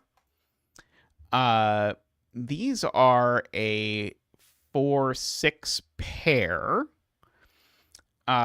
So let's see. What's the largest this could be? Oh, right. This isn't a... there we go. This being a 1 is actually huge, because now this digit's at least 3, and so the only way I can do this is to make it like that. So we've got all of that. So this is a 4 or a 6. But it can't be a 4 because classic Renbon moment, because this cell also sees the 4. These two, just to emphasize, these two are consecutive and from 3, 4, 5. So the even is a 4. And so therefore that's a 6 and a 4 and a 6. This is now the 1 just by Sudoku. This is a 4 or a 5. This box now has a 6 going exactly there. My 6 now in this box goes exactly there. My 2 in this box goes here, it would seem. This seems to be a 4 or a 5 for the column. Let's see. What else can I do? I can just mark. That's probably a good idea. So if I do that, I get a lot of... So there's a 3, 4, 5 triple in this row. So therefore that's a 1. One of these is the 5 for the box. And so therefore that's a 3, which makes that a 4 and a 5, which makes that a 3 and a 4, which makes that a 5. Makes that a 4 and a 5. Makes that a 5 and a 3. Makes that a 4 and a 5. Makes that a 4 and a 3. And the bet tree is a 2, which was completely unknowable, and no one inauspiciously paid out the bet early or anything of that sort. So we have that. I have not yet allowed the points to be used for anything. We might look into that at some point. At the moment, people seem to be having fun just with them, just with the points. I really liked that, and I really liked the break-in that these had to be even. I thought that was cool. It had to be even and couldn't be 4 was very sweet. Neat puzzle. All right, I am going to wrap up now, and we're going to kick you over to Meme Rister's stream. Congratulations to Playmaker, who's cleaning up with 533 points, followed by Jay with 381. I will actually, both Jays are in the top 5. Although there are other Jays. I should say 2 of the Jays are in the top 5. There are many Jays. Alrighty, but I will end stream here. Thank you for watching. Thank you for everyone who supports the stream. If you want to support the stream, as always, I'm going to do this quickly today. If you want to support the stream, as always, you can click the join button down below and become a member. It's great. It gets you the green screen name and all of that. And we try and give you cool stuff. Like I did put a special puzzle in the exclusive room. So if you want the special puzzle, you can donate for that and you can see it. It's cool. Anyway, thanks to all my turbines, David, Nordy, Franco, Woofer, DDX, Daniel, Willie, and Danita. Thanks for watching and bye for now. Ending.